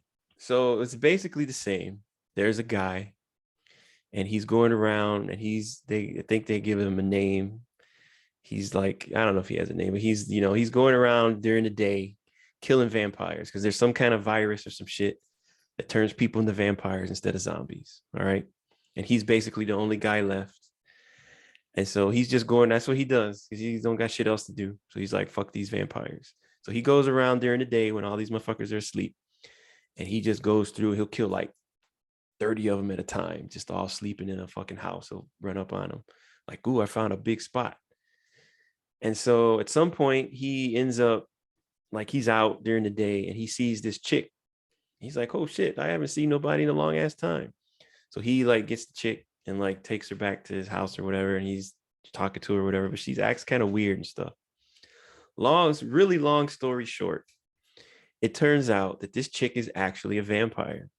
She just does some shit to make it so she could walk around during the day. I can't remember exactly what she does. So this was all a plot.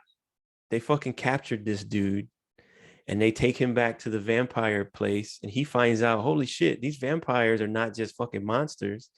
These motherfuckers actually still speak English and shit. And they got like a whole fucking society. And like, they're like, you know what? Like, and like he's sitting in this room being captured, and there's like people, like as he's walking through, there's like people with their kids, little vampire kids, and like the little kids are scared and pointing at him and shit, and everybody's just looking at him like he's a fucking monster, because he is a monster, because he realizes at the very end of the book, holy shit, I am legend. I'm the fucking boogeyman, because something happened, and there's more people left now who are vampires than like regular people. And I'm the fucking monster now. And I'm the one that's about to get exterminated. And this shit just fucked with my head. I can't believe that this just happened to me. I thought I was the good guy out here trying to do some shit. And it turns out I'm the bad guy because everybody else that's left thinks I'm a fucking bad guy. That same sort of a flip, obviously not that extreme, but that's the same sort of flip that has happened in our society in terms of like people's gender or like whatever. Like all the shit people call snowflake shit. Like that shit's not cool anymore. It used to be cool to say shit to people, but now it's not. And honestly, that's the way society works. When more people decide a thing, then that's when it changes. And you either have to go along with it, or you could try to fight against it to push it back. But honestly, you know, like that's how you sort of become a boomer, whenever you can't roll with the punches and say, okay, shit's different now. Whenever you feel like saying what I want to say, fucking pussies. Yeah. But like, dude, like, I don't know. I mean, so that's my real struggle though. My God's honest truth struggle is I feel like it's gonna make the comedy that I like go away. Yeah. And that's something else that I gotta say bye to, that I don't think I should have to. Yeah. You know, because people are gonna stop being inappropriate. People are gonna stop, you know, whatever, being offensive. And that is literally the comedy that I like the best. All the offensive shit, all the borderline racist shit, you know, like all of that. Like that's what I like. And to see that go away pisses me off, because why can't y'all just treat that style of comedy the way I treat gay porn? I don't watch it because I'm not interested in it. Mm-hmm. So I don't contribute to any views or any, you know, whatever clicks, Yeah. in that world, because I don't want to see it. Do There's it. Have there's a fun. I don't difference. fucking care. But why can't there still be people who are old and stuck in their ways? Because there part of it is that there's a difference between like gay porn and comedy. Specifically, I'm just gonna say Dave Chappelle because he's the guy. Yeah, that's Dave Chappelle is mainstream, so whenever he's up there saying shit, a lot of dumb motherfuckers that actually do take fucking horse dewormer, these types of people are gonna just be like, well, if he says it, I guess it's true, or I should believe the same thing because I'm just a fucking idiot. Whereas gay porn is something that's on the sidelines, and that's not something that affects like the mainstream culture. It's not in the main zeitgeist. So that's kind of the difference. But the other thing too is that it's gonna come back, because if there's one thing that young people do, well, let me put it this way, they're not gonna want to do the shit that their fucking parents and grandparents do. So until their parents and grandparents stop pissing and moaning about cancel culture, this shit's just gonna keep fucking happening. Because eventually what's gonna happen is like, oh, this is too just family friendly. I want some shit that's gonna be edgy. Like it always happens. It You shouldn't always take it away in the first fucking place. Let the people that like it's the not edgy getting taken shit away. watch the edgy. Yes, it is. It's not getting How taken is it away. not being taken away? Whenever there's fucking comedians scared to fucking tell jokes. Is Dave Chappelle giving blowjobs in the alley for fucking money? Like, no, this nigga got paid like double, triple digit millions of dollars. He is fine. That. But now he can't fucking sell his fucking special that he did over COVID. Boo fucking who? I can't get people to buy pictures of my dick for $1 million. But like, just because he can't sell a fucking movie doesn't mean that he's been fucking canceled. Because of this culture. Because nobody wants to see his shit. Would you be saying the same thing if some guy was like, I don't understand why I can't get people to buy my gay porn? Fuck you mean? Nobody wants to see his shit. You just said he got paid millions and millions and millions of dollars for the fucking special. His special. But you're talking about his movie. That's a different thing. It's a comedy movie. It's a movie with a bunch of different stand-up comics telling jokes on stage. Like, it's not a movie. It's not fucking How High or whatever. I thought it was a documentary. Well, I mean, what the fuck you want to call it? Who gives a shit? I thought it was a documentary. It was not like a stand-up it's a documentary, show. But it's a comedy documentary. There's gonna be people on stage telling fucking jokes. That's the fucking point. That's the only point I'm making. I don't give a fuck what you call it. Why do you think he deserves to have people be able to buy his fucking movie from wherever? Because he's fucking hilarious. According to you. Yes. You ask me though, right? No, but like, is that the justification? Because you think that it's okay? So just across the world, people should be able to. Clearly, I'm not the only one with this opinion. When he's literally referred to as the GOAT. Look. Before he said it, by the way. Louis C.K. was like, hey, I'm gonna put my fucking comedy special on the internet. And if you want to buy it, cool. If you don't. There's nothing stopping Dave Chappelle from doing that. But he doesn't want to do that. He wants to piss and moan about how unfair the fucking world is because I'm a black millionaire and people should just be bowing in front of me because I'm the fucking GOAT or whatever. Like, he's doing that same bullshit that fucking Kanye was. You don't understand, Sway. You ain't got the answer, Sway.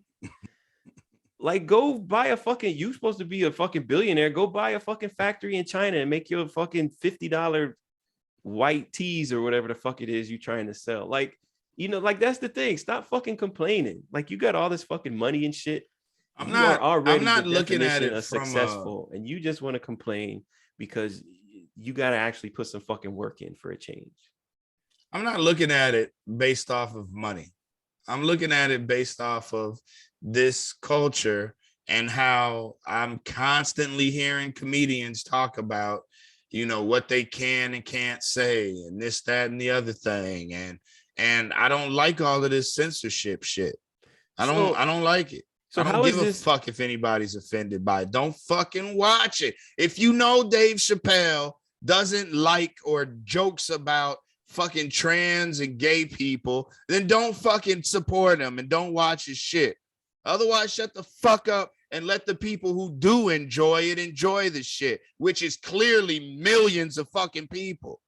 But no, y'all gotta try to fuck it up for everybody Clearly else. It's not, because if it was you really think that if there was more money into putting this shit out than to not, that they wouldn't be doing it? We were just talking about how these fucking stockholders and shit don't give a fuck about any of these companies. The people who own stock in Netflix don't give a fuck about Netflix. And they did the fucking math.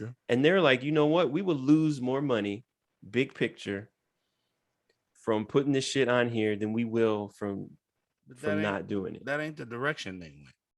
Huh? That ain't the direction they went. That ain't how it turned out. No, I'm talking about like this movie. The reason why nobody wants to touch this fucking movie. Okay.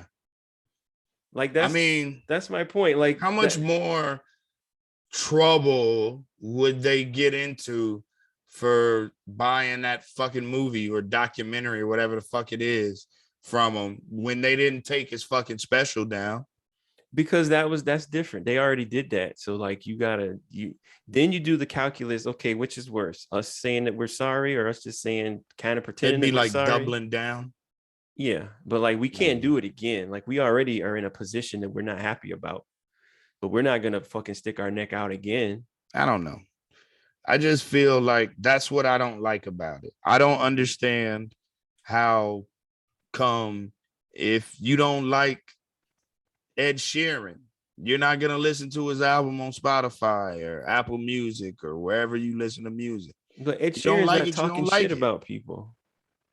If he was, then it would be a different story. Then who cares? That's what I'm saying. That's the whole point. If you don't like the shit that he's talking, don't listen. Why can't they just not listen? Because allowing people to talk shit about people, like marginalized groups of people, is not making the world the kind of place that these young people want to fucking live in. And I think they've honestly got a point, because I can't say that I really enjoy the way things have been up to this fucking point. I mean, I can't disagree with you there, but I understand what you're saying about young people's opinions. Then I guess because it's to me, it's as simple as you wanna. I don't want to live in a world to where it's okay to make fun of gay people or marginalized. Well, then how come you can still make fun of niggas then? A lot of young people aren't doing that. That's older people still. Dude, they're not. Like, you got some of these young people who are... You don't watch World Star, clearly. All these little young-ass white boys, are they begging? They're begging to say the word nigga. That's all they want to do is use nigga. That's all they want to do. Dude. Is the new generation of these little fucking whites running around. What do they show? You have, like, dude, your only source is like a fucking cesspool of humanity. Like the worst humanity white people is a cesspool, is it not? And the worst fucking black people on the fucking planet. Like, let's get all of their videos and upload them to this website. Like, there's nothing good or wholesome or anything awesome that's happening on fucking World Star. I wouldn't argue that.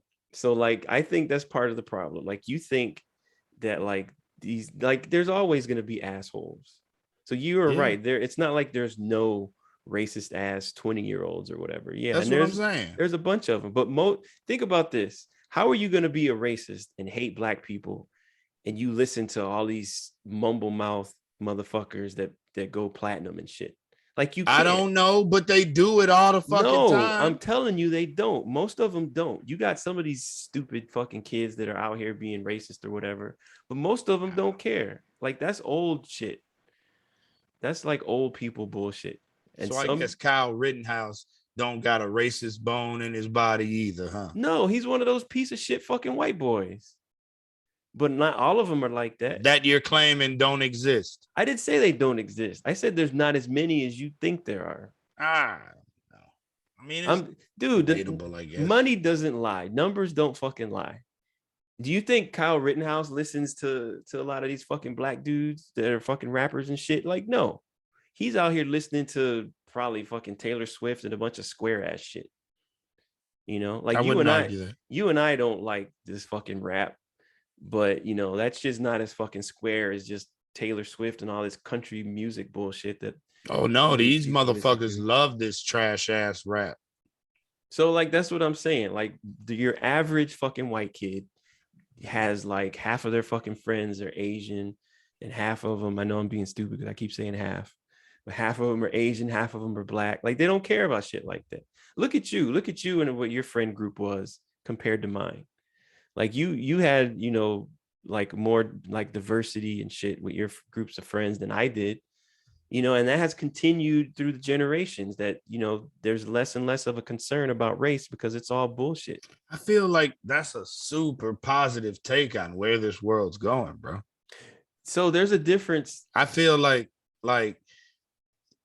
equally how I watch nothing but cesspool videos. Yeah. You don't watch any, and you're like out of touch with how wild and crazy these fucks that you keep defending are.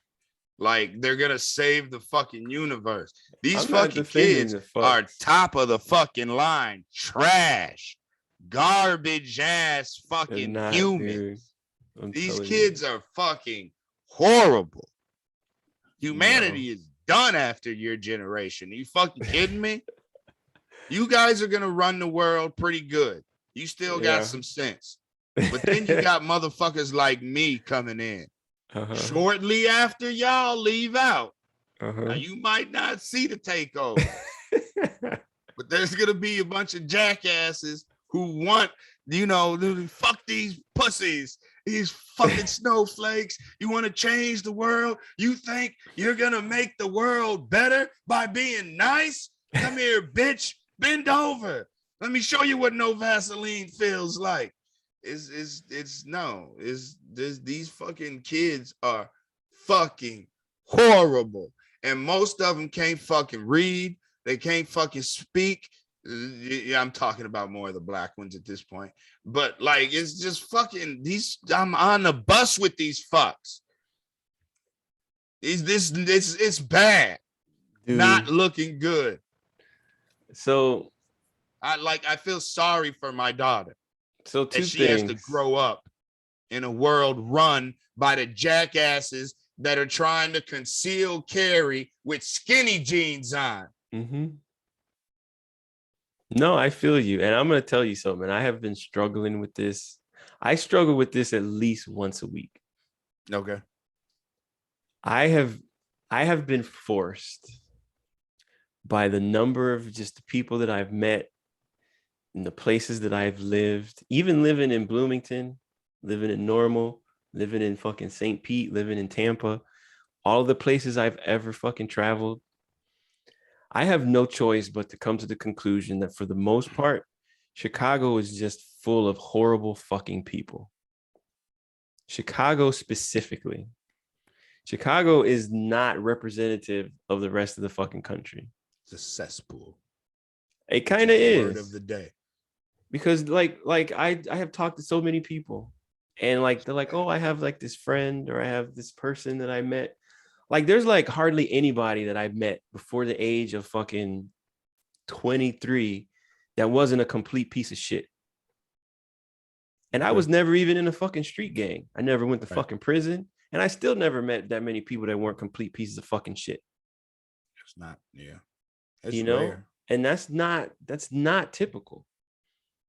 Like that's very much, and this could be sort of true. Like if you grow up in like the hood parts of fucking LA or fucking New York or any like big cities over, I don't know, however many millions of people, maybe, let's say. It's overpopulated, basically. Yeah. But like you get a fucked up view of what the world is like. Yeah. Totally. But when you go to fucking, like other states and stuff that within like smaller cities, like it's not the fucking same, man. And it just fucked with me for a while because it's like it fucked with my reality.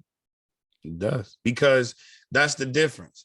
This city right now is my reality.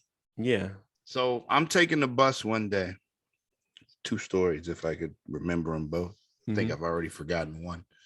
But I'm taking the bus a couple weeks ago. And I'm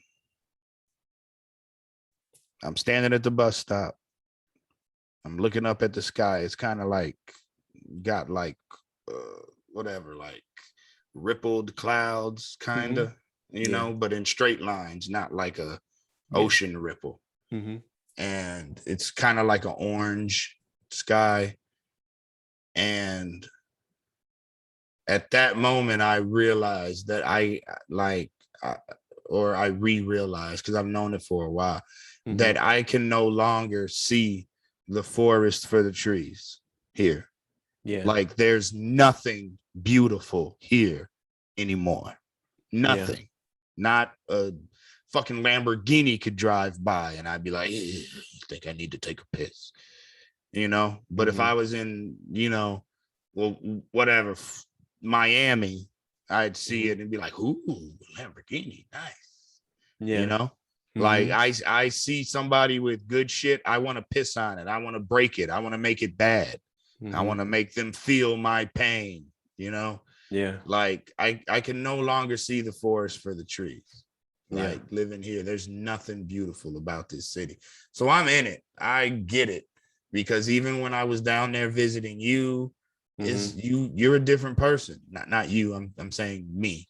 I would be a different person, you know, when we went on vacation in Mississippi and Louisiana. It's a different feeling. There's less depression for me not being here. You know, it's fresh. So I get what you're saying. So, and I think at the end of the day, that's probably where we're really bumping heads now, because my perspective is cesspool. Is this is what I see. I see, and I don't live in a good neighborhood. You know, I live in a hood. So, and it's the west side, and it's bad. It all is, the time. Like gunshots regularly. You walk up and down any fucking street, and you can, if you look at the side of people's houses, you can find bullet holes. Yeah. Just in the siding, in the garage, just randomly, in the fence. You know, like it's fucked up. So naturally, my impression of the world is also gonna be fucked up. You know, on And top that's of all the logical. fucked up videos that I watch, you know, that aren't from here. Yeah. But also, a nice percentage of the videos that I do watch are from here. Yeah. No, that's true. But like the other thing too is that like I've seen several mini articles that talk about like there's a difference between, and this is not a defense, but this is to point out that things are sort of more complicated, trying to figure out how to fix it or change it. Like, so you have the Republicans who are on TV saying whatever crazy, stupid shit that they fucking say, right? So if you take exactly what they say, and then you go and you do a poll, you call a bunch of people who are registered Republicans, and you ask them, do you agree with these 4 or 5 things, whatever that like Ted Cruz or whoever just said? A lot of times they're like, no.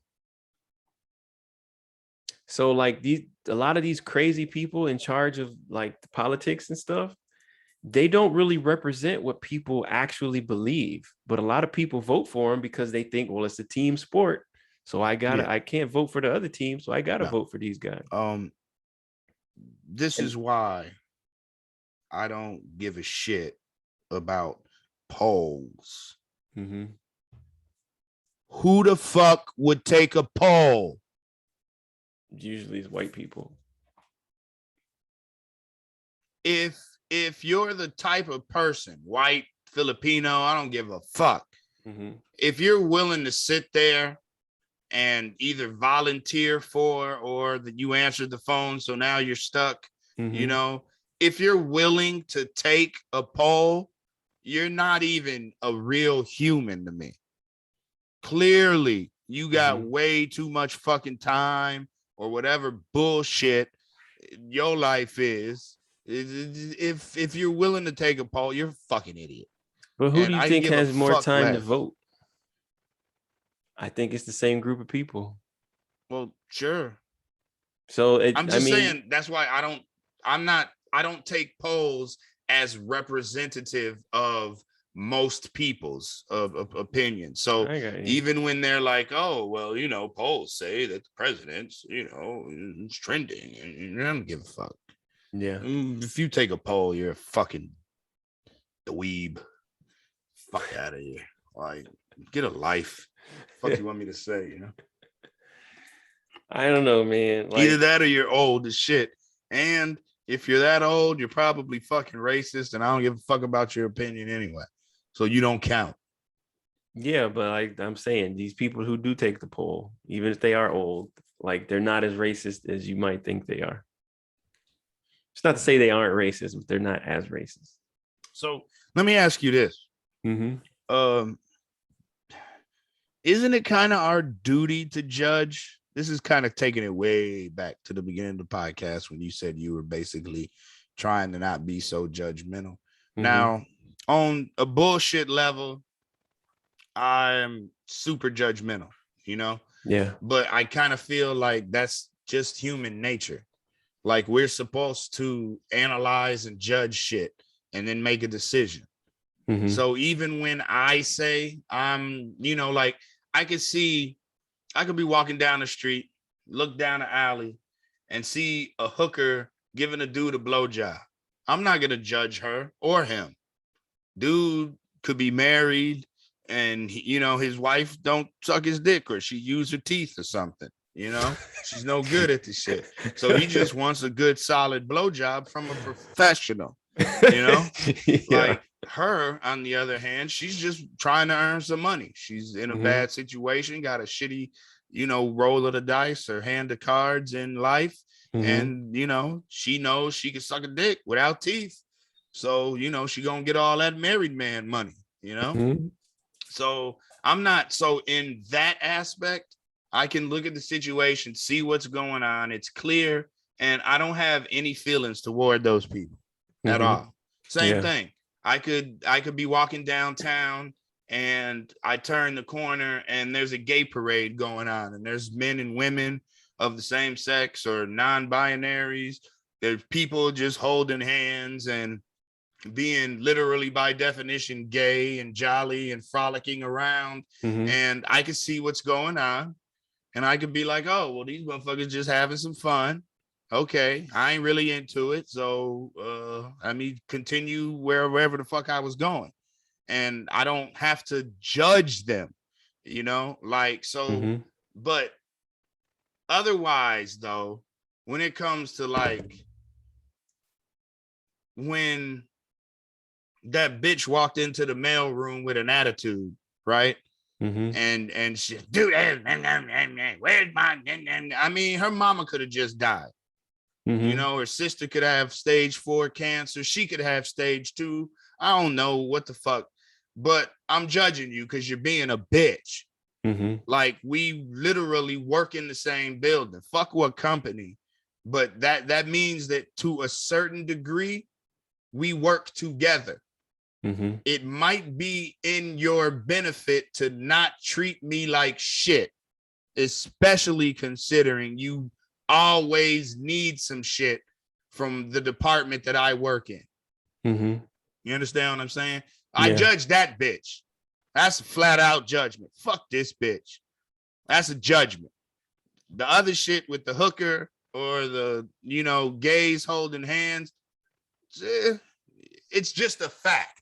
She's sucking dick and he's holding his hand. She's holding her hand, you know, like it's just a fact. It's no like judgment. You understand what I'm trying to say? No, I so got you. In certain situations, I can judge without judging. I can analyze without judging. But then there's like personal situations, like the mailroom bitch. I'm judging. I'm judgy as shit then. Judgy as fuck. So my question would be, do you really not want to be judgmental? Because it's kind of helpful to a certain degree. You see 3 black guys, you know, walking down the street in the middle of the night. You got to make a decision. You either crossing the street or not. You see 3 white guys walking down the street in the middle of the night.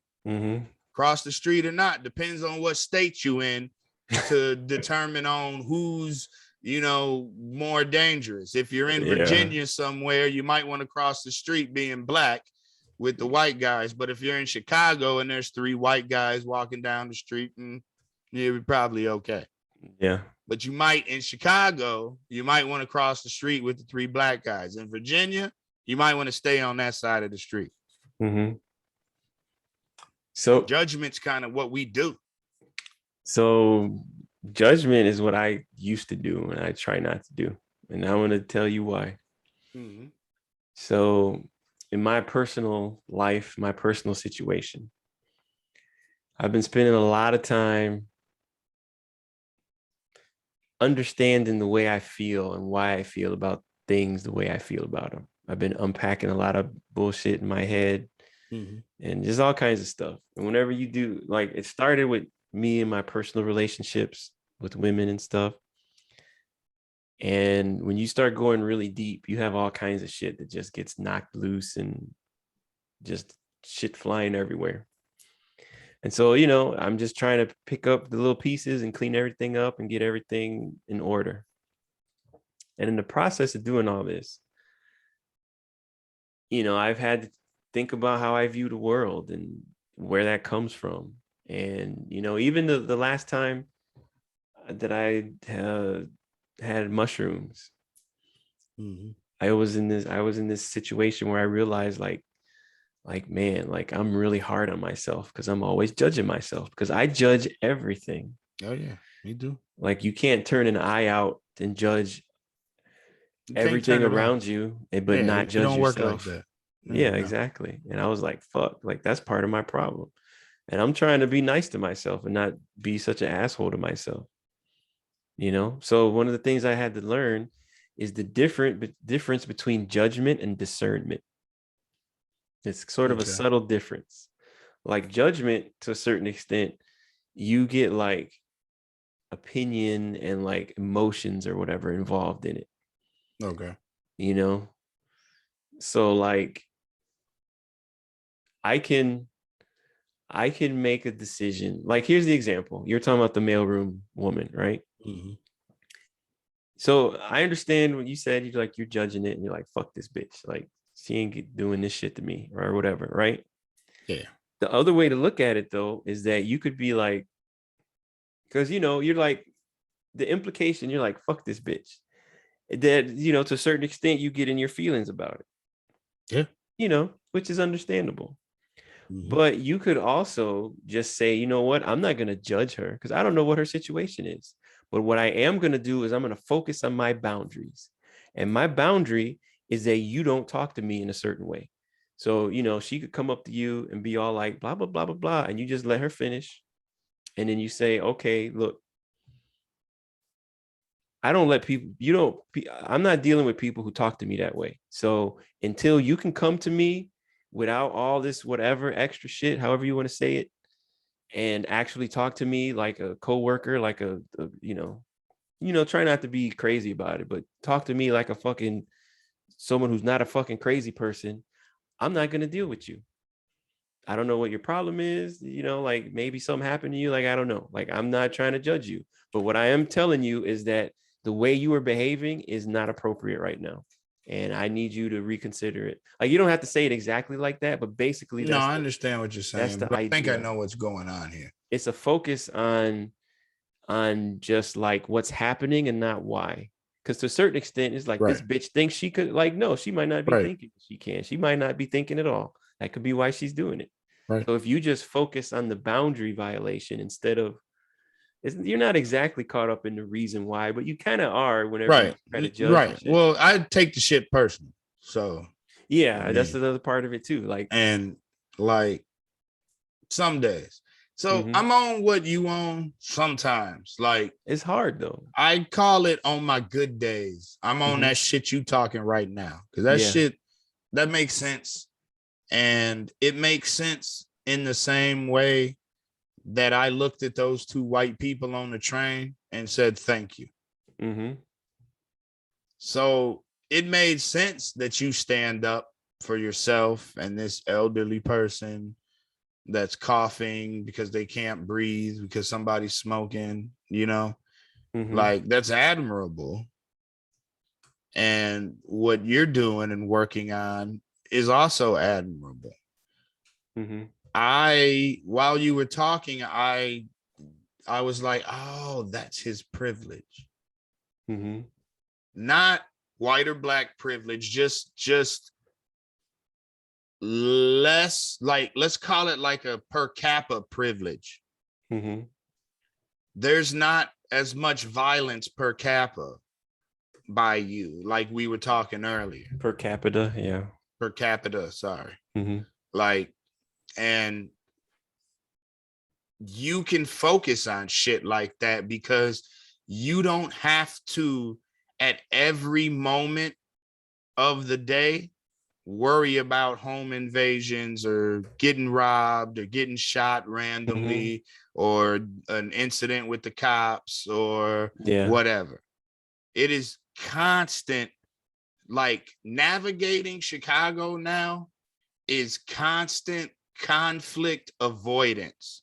You know, you bump into somebody else, excuse me, my bad, you know, or even if you're on a train and the train stops real quick and you bump into somebody, that can start a fucking fight.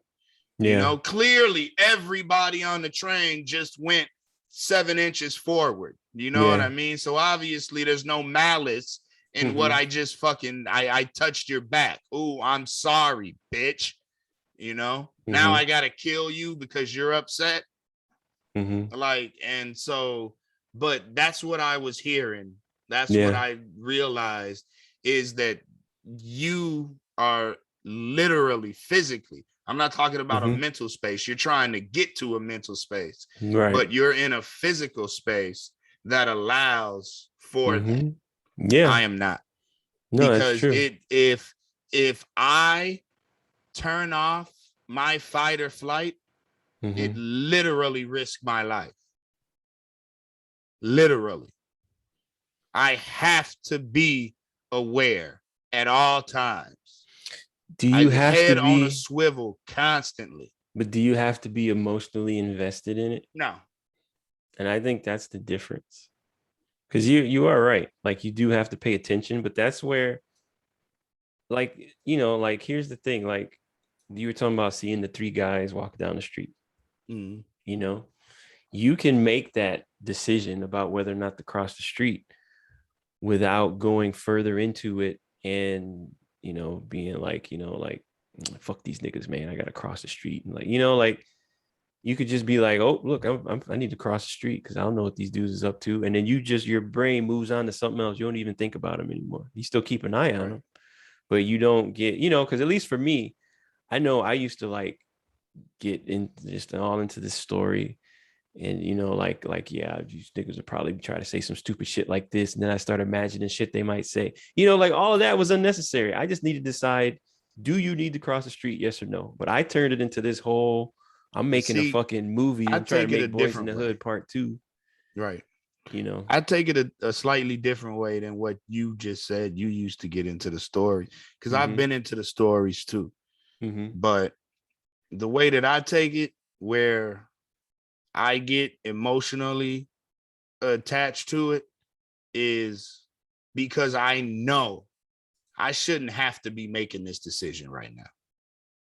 This should be 3 motherfuckers walking in the opposite direction of me, and we just so happen to be passing or crossing paths. That's what it should be. But no, I'm mad because I have to think about that shit. So even if I don't get into the story play shit, like, okay, they gonna do this, I'm gonna do this, I got my hand on my knife, you know, because as soon as shit kick off in the train, first thing that happens is my hand is on my knife. Just we'll see. I'm not out to stab nobody, but I ain't out to get fucked up either. So it's, you know, I ain't bothering nobody or nothing, but it's so I get it. But that's where, you know, because even if you take it off the streets and you go into, you know, the corporate building with the bitch and the mail counter, you know, like, even then, it's like I shouldn't this bitch is at work. She should be in professionalism mode or whatever the fuck the whites call it. Like you shouldn't ever talk to anybody like that anyway. I don't give a fuck if your daughter just died of fucking cancer. You know, like you shouldn't, it's not my fault. You know, you want to blame Jesus or you want to blame the universe or, you know, hold on, snatch my shit up. You want to blame God or whoever, you know, I don't give a fuck. That's fine. Blame doctors, blame yourself, blame your genes, your grandmother who had the same disease. I don't give a fuck. Yell at them. Fuck is you talking to me like that, bitch? I slapped the shit out your ass because you don't know me. Yeah. And that's the main reason you should not talk reckless to people that you don't know, because you literally don't know how they're going to react. You want to talk crazy to your brother or your cousin or something like that? Okay, you've met them before. I've never met you. I don't know why you're speaking to me like this, but something makes me want to shoot you in the face. So, you know, that's where I get emotionally involved, especially because I know that I shouldn't have to be making these fucking decisions. Yeah. Because it's fucking stupid. And it's it's inappropriate. Yeah. All across the board, you know? Yeah, that's true. But for me, what I had to do is I had to a certain extent, let that shit go. Yeah. Like I had to say, you know what? At some point, maybe it's another time, I'll think about how I shouldn't have to do whatever. But what I need to do right now is to just keep it moving in whatever capacity I need to, you know, because like it caused me a lot of problems because I used to fucking focus on, you know, like I shouldn't be being treated differently right now. Like when I worked at State Farm, I got treated differently all the time.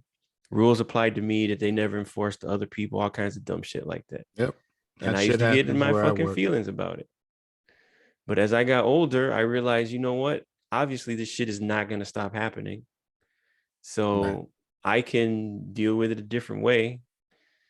And, you know, like, it's still not fair, but at least I'm not as upset and I'm not as unhappy or whatever. You know what fucked me up one day? I want to say it was a couple weeks ago. I get back home and settled in and all that shit. And I think Aubrey was like using the bathroom and I had taken her in there. And she asked me how work was. How was work today, Daddy? And I guess I could have just lied, but I don't like lying. Yeah. So I was like, oh, I didn't like it. Well, why not? I didn't know what to fucking say. That's the easiest fucking answer in the world to fucking, if you ask me some shit, oh, well, what happened? Oh man, these niggas, they fuck, you know, blah, blah, blah. I don't know what to say to a 3-year-old. Yeah. You know? And I feel like it broke my heart to tell her they don't treat me well. Yeah. That's the best. That's the best I could say about that place. It's the best. Yeah. The most PC go-to answer that I could come up with. Hate talking about that shit with her. She getting older, asking more questions and shit. Yeah. But yeah, I get it. It's definitely a space that I would rather be in. And I am sometimes. I mean, sometimes I feel like I am left alone enough in this city to where I could have thoughts like that. Yeah. You know, as long as I'm still got my eyes open. Yeah. You know, I could never get to a point to where I'm meditating on the train. Like, yeah. You know, like ain't none of that shit. But yeah, it is. I don't know. it's a constant adjustment, though, living in this violence. It's, oh my God. I don't want it, man. Yeah. I don't want it anymore. I don't want to be here anymore. Fucking hate this city. It's too much, man. It's Yeah. too much. There's too much constant violence. Mm-hmm. And it ain't even like mediocre violence. It's violence. Yeah. Nasty. Such a different world, man. It is, man. Really is. That's why I wasn't sure, but I was like, I don't see shit getting better, so I'm not even gonna try to stay. I'm just gonna Hell no. fucking peace out. You was right. Yeah. I guess, truth be told, I guess I could have left a long time ago. I could have left when I was driving trucks, Mm-hmm. but I felt connected because of Logan still. Yeah. I was still hanging on to that.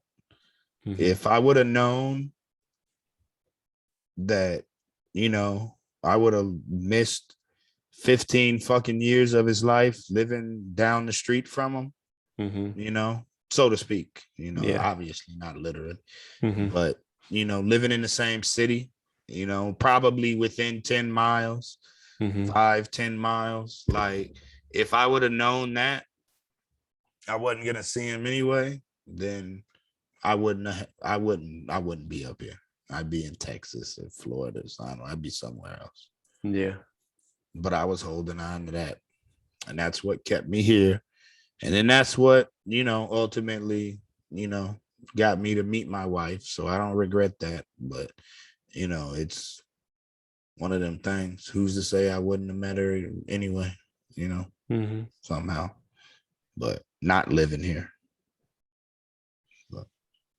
The thing I've learned recently is that it's never too late to do shit differently. Oh, yeah. Nah, totally. I know that. That's for sure. I'm back down to my last time I weighed myself, I was 238.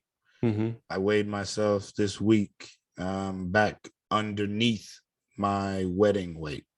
Which I got married, I was 226. Mm-hmm. So I think on like Tuesday, I weighed myself, I was 223.4. Oh, dude, that's fucking good. So I'm back down. Mm-hmm. And at the beginning of this year, halfway through the pandemic, going back further, I was the heaviest I ever was. I had gotten up to like 244, 245. Mm-hmm. I don't think I ever hit 245 that I saw, but I was 244. Easy. Yeah. Like, so. I got you. So that's good. That is good, man. But hopefully I can get down to 200.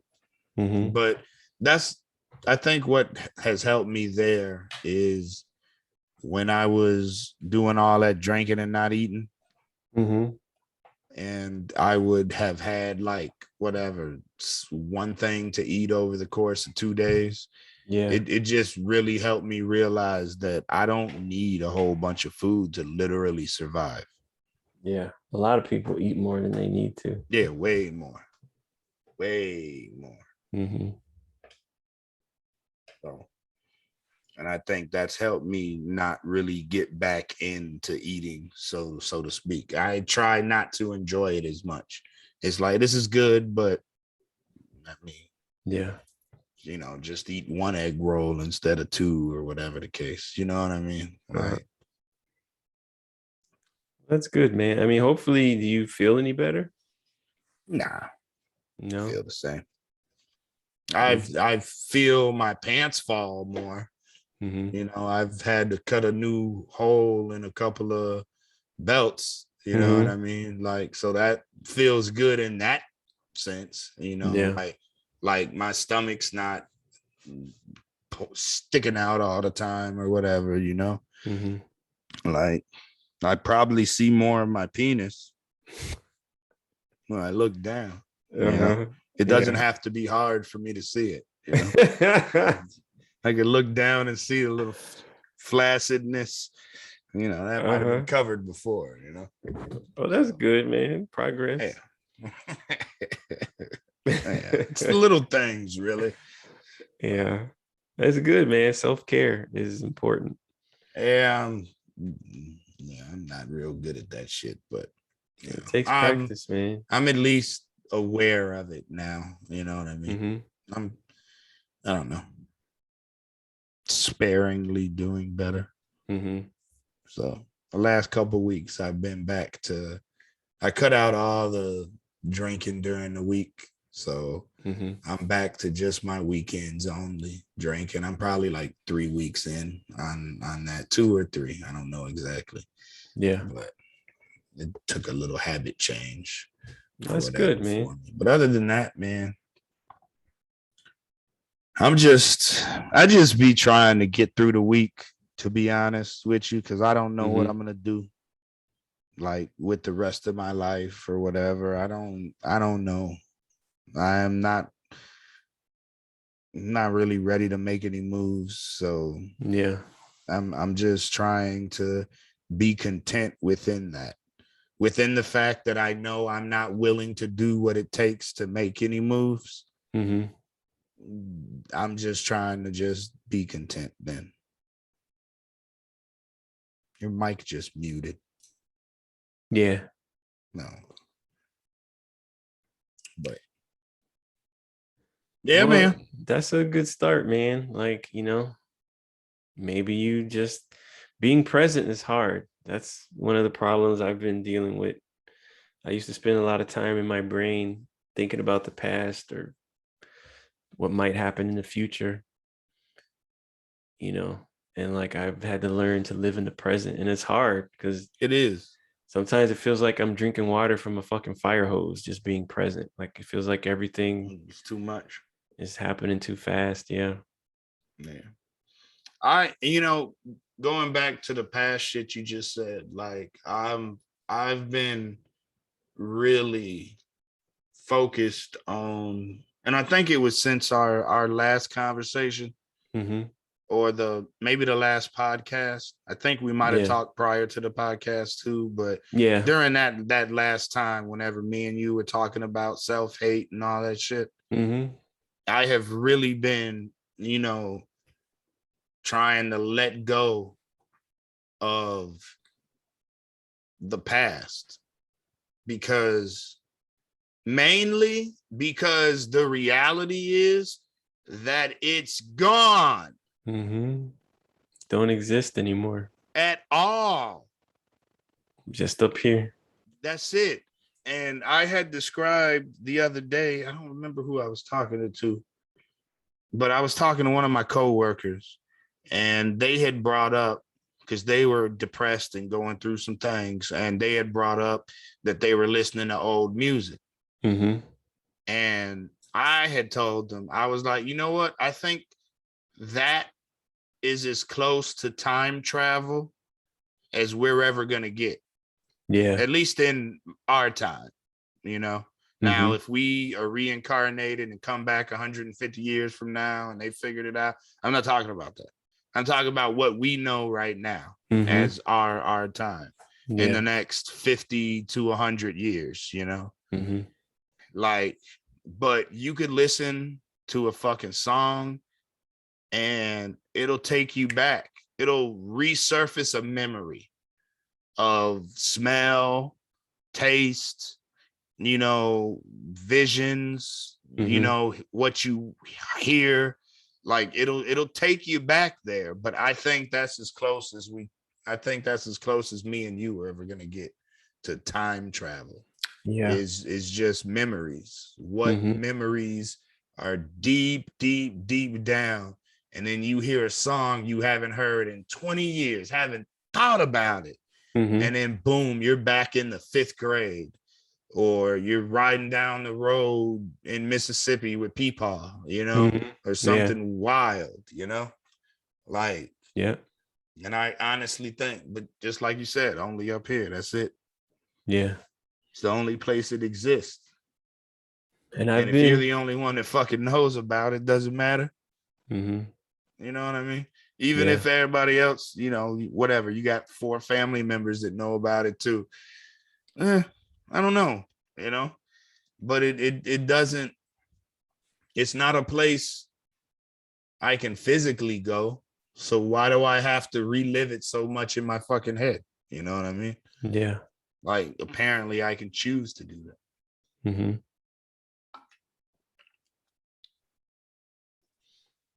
Yeah, it's a tough habit to break. I know it's been for me, Yeah, it is. but with practice, I've gotten a lot better at it. Yeah.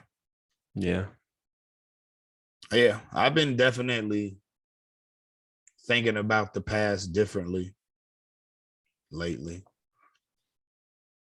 With some aspects of forgiveness for myself, but mostly just based on the raw fact that shit's gone. Yeah. It's gone.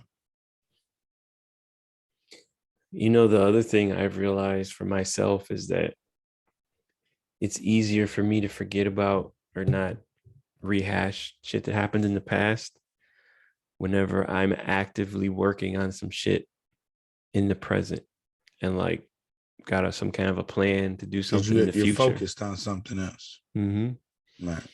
But if I like just sort of get kind of lazy or whatever, I'm just like not being present, or I'm not trying to go anywhere in particular. I don't have like a focus or a direction. Right. Then sometimes that's when I get bogged down in like old shit or whatever, because I'm not focusing on new shit. And I think that's part of the problem with me not knowing where I'm going. Mm-hmm. Because for most of my life, most of my young adult life, I'll say, I had a plan. Mm-hmm. And it partially worked, Uh-huh. but it didn't. And now I don't have a plan. So I don't really know how to act. Yeah. But it's like, it's easier with focus is what I'm saying. And I don't have focus. I have nothing to focus on other than, like my daily focus is just, trying to play with Aubrey, and, she's getting more demanding. And some days I don't feel like doing that, and she'll be like, oh, do you want to play such and such? And I'll be like, no. And then she'll walk in the kitchen. She'll like, last week, I forgot what she wanted to play, but she had kept asking me something and I kept saying no. And she kept acting like I wasn't saying no, like, yeah. And then, do you want to play with whatever dolls? No. Okay, you play with this doll. And now I said no. Yeah. Well, and then she said something else, and then I was kind of like, don't you just want to watch TV? Like, because I had a rough day at work. I was just fucking tired. I didn't feel like, because I basically have to be fake, like I don't play with toys anymore, so it's a little extra work, I'm not necessarily being fake, but it's not fun all the time. I try to make it fun for me or whatever, changing voices and saying silly, borderline inappropriate stuff that she wouldn't get, like, but like that shit's work. And then when I did that, I was like, don't you just want to watch TV? Like, she literally just turned around and walked straight into the kitchen where her mother was. And then she's like, Mom, Daddy's not being nice to me. Like, and so now every time I don't want to do something she wants to do, then she tells Mommy that I'm not being nice to her. Yeah. Even if I've just played with her for 3 hours, nonstop, no interruptions, don't matter. Soon as I say no, I'm being a dick. Like, what? No breaks, man. But like I told Lydia last week, Yeah. or it might have been this week. I think it was this week. I just need to realize that, like, some on those days that I have a hard day at work or busy as fuck day at work, because of course they keep us understaffed now. You know, Massa got to keep us on the low. Like, and like, I just got to realize that it's at this age, her being 3, and like, is I don't get time. I get time when my wife and my daughter go to sleep. Then it's my time. Otherwise, when I get off, I just need the punching out needs to be punching in. You know what I'm saying? Yeah. The family / Aubrey time. So I'm trying to just get that into my head now. Yeah. And it'll change over time. Oh yeah. Yeah.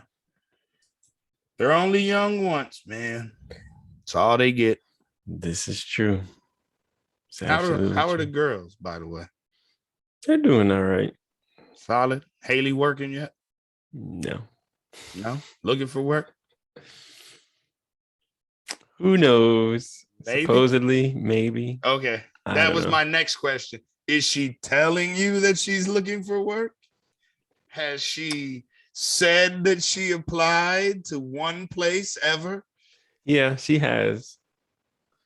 I don't know how often she is, but she has. Okay. I don't know how long ago that was, but I got you. You ain't exactly keeping track either. Not right now. I think that's going to be more of a focus in their 20s in the new year. Okay, because they're what? She's already 20. She's 20. 21. So Layla's. She's 21. She's 21. She can order alcohol. What? Damn, you old as hell. I am actually. Damn.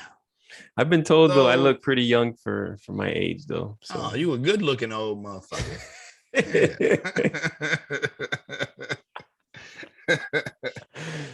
So that makes old. What, Layla, what, 19 or 20? She just turned 19. Oh, okay. Yep. These motherfuckers. Whew. Yeah. It's weird knowing that I have an 18-year-old son. I don't feel like I'm responsible enough yet to say that I have an 18-year-old fucking child. Yeah. Jesus Christ, that's wild. But, granted, I did miss 15 years. So, yeah. Fuck you gonna do? Yeah. Time keeps marching on. Sure does. Yeah. Sure as shit do. And that's something else that helps me with that shit we were talking about earlier. About shit in the past, Yeah. Like, oh, that's what I wanted to say. I told you to remind me, the meek inherit the earth. Oh, yeah. So this is a decent segue. So because time is just, everything keeps moving on, and nothing ever really deals in the past for a really long time. Yeah. So I looked up the definition to meek, and it's basically like the quiet and, whatever, tranquil, blah, blah, blah, right? And what caused me to look it up is because I was watching this podcast, I think it was Rogan, and he was talking about, they had this picture of two houses next to each other in Detroit, and in the middle there was a tree. The first picture was from 2009. The second picture was 4 years later, right? So that's what, 15 or 14? 13. So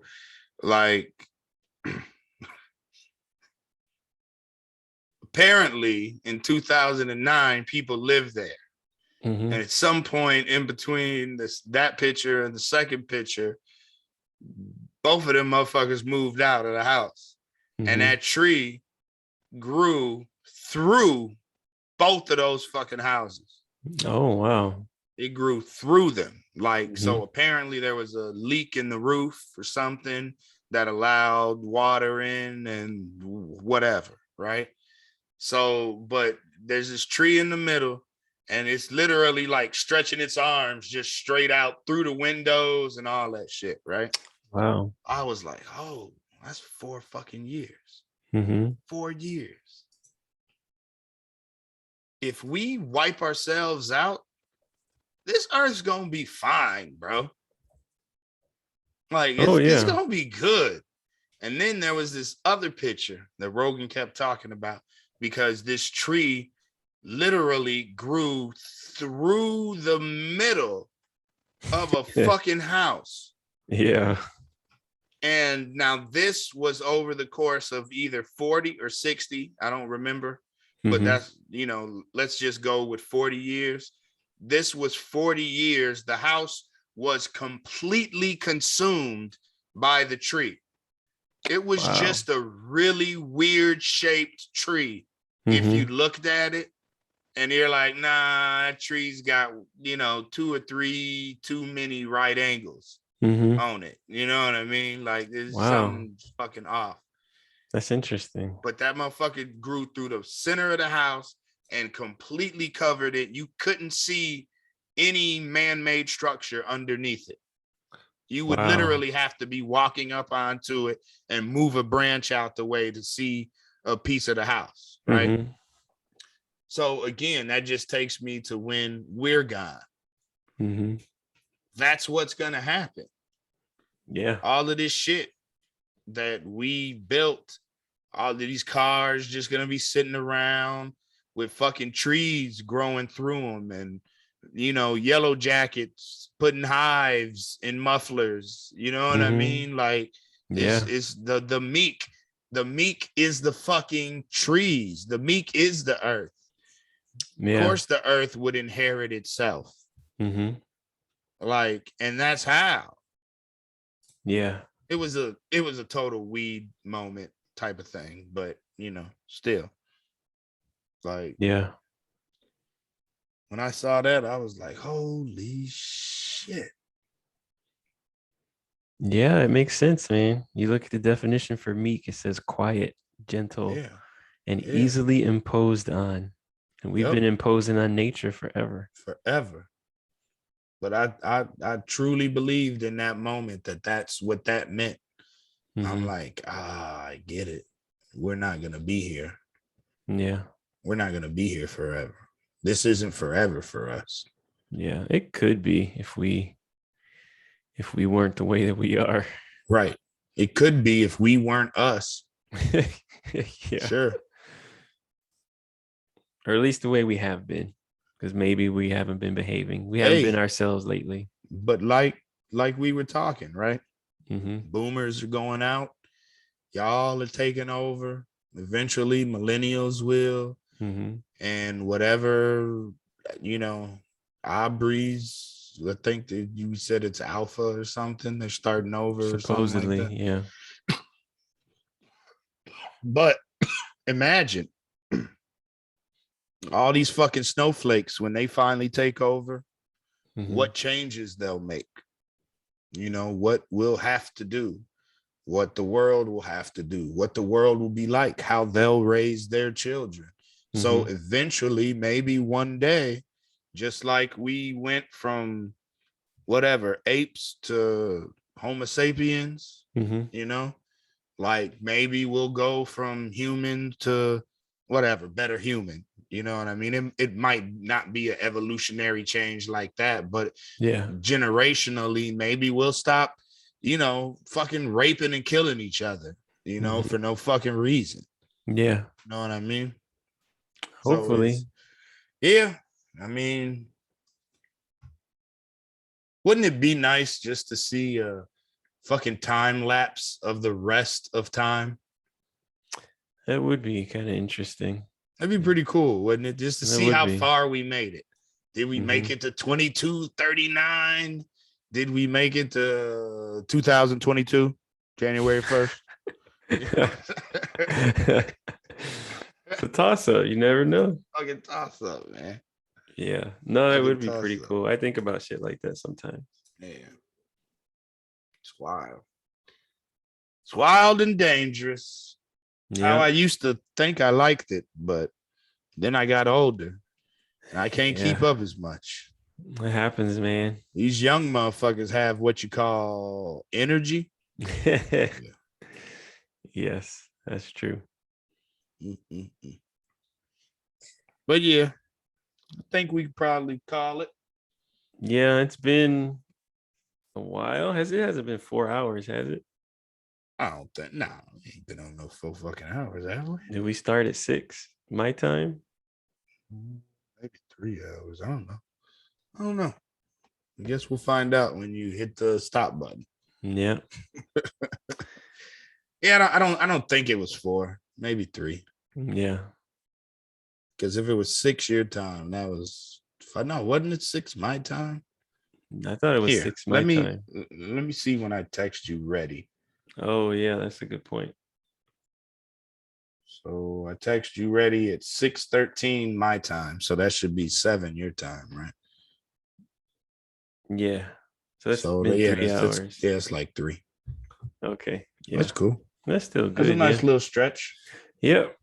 Haven't done that for a while. Yeah. Yeah, we might need to come up with a different schedule, or what I was thinking was at the very least we need to abandon the every other weekend. Mm-hmm. And if we need to do it, you know, During the whenever we week or can something. on the weekends, Yeah, I that's don't cool. know if I could pull it off during the week Yeah, that's fine. because of the way, family life is. Mm-hmm.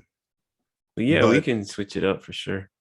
even if it has to be, because before we were going on every other week when I got paid. Oh, okay. So this is a non-pay week for me. Mm-hmm. So this was off. Yeah. And the last time we did the COVID when you were in Portland, mm-hmm. when we did that one, that was an off week also. Okay. So maybe I think we need to just leave the option open for, hey, I got something going on next weekend, so we should probably try to do it this weekend. Yeah, I'm fine with that. Shit like that. Mm-hmm. And it still be, let's try to get it in every 2 weeks, because your dating life is a little taxing on the podcast. Or your personal life, not your dating life. This is true. I cannot deny. Yeah, I had that thought today. I was like, oh man, his personal life's kind of taxing on the podcast nowadays. A little bit, yeah. Hey man, I try not to, but fuck that. Sometimes do your thing. It happens. Like I said, I can live vicariously through you nowadays. Well, I'm glad I could just watch out for them, motherfuckers that be trying to set people up and shit like that. Yeah. In all them videos that I watch. Watch out for niggas in the videos I watch. And bitches be doing it too, man. No, I got you. Wild out here. No, it's all good. Crazy. And Florida, one of the wildest places ever. Yeah. Like y'all ain't got 4,200 homicides. No, we had, I think it was last week, we had 4,200 shootings this year. I think it was like 500 and something homicides. But 4,200 motherfuckers been shot in this city. And this was a couple weeks ago. This was like a week ago or something. That's bananas. It's still another month to go when this came out. Wow. I was like, that's crazy. It's wild, man. It's wild. Mm-hmm. This is where we at. Yep. So, all right. Well, thank you, ladies and gentlemen, for listening. Those who tuned in, don't forget to like and subscribe and kiss my ass and all that good shit.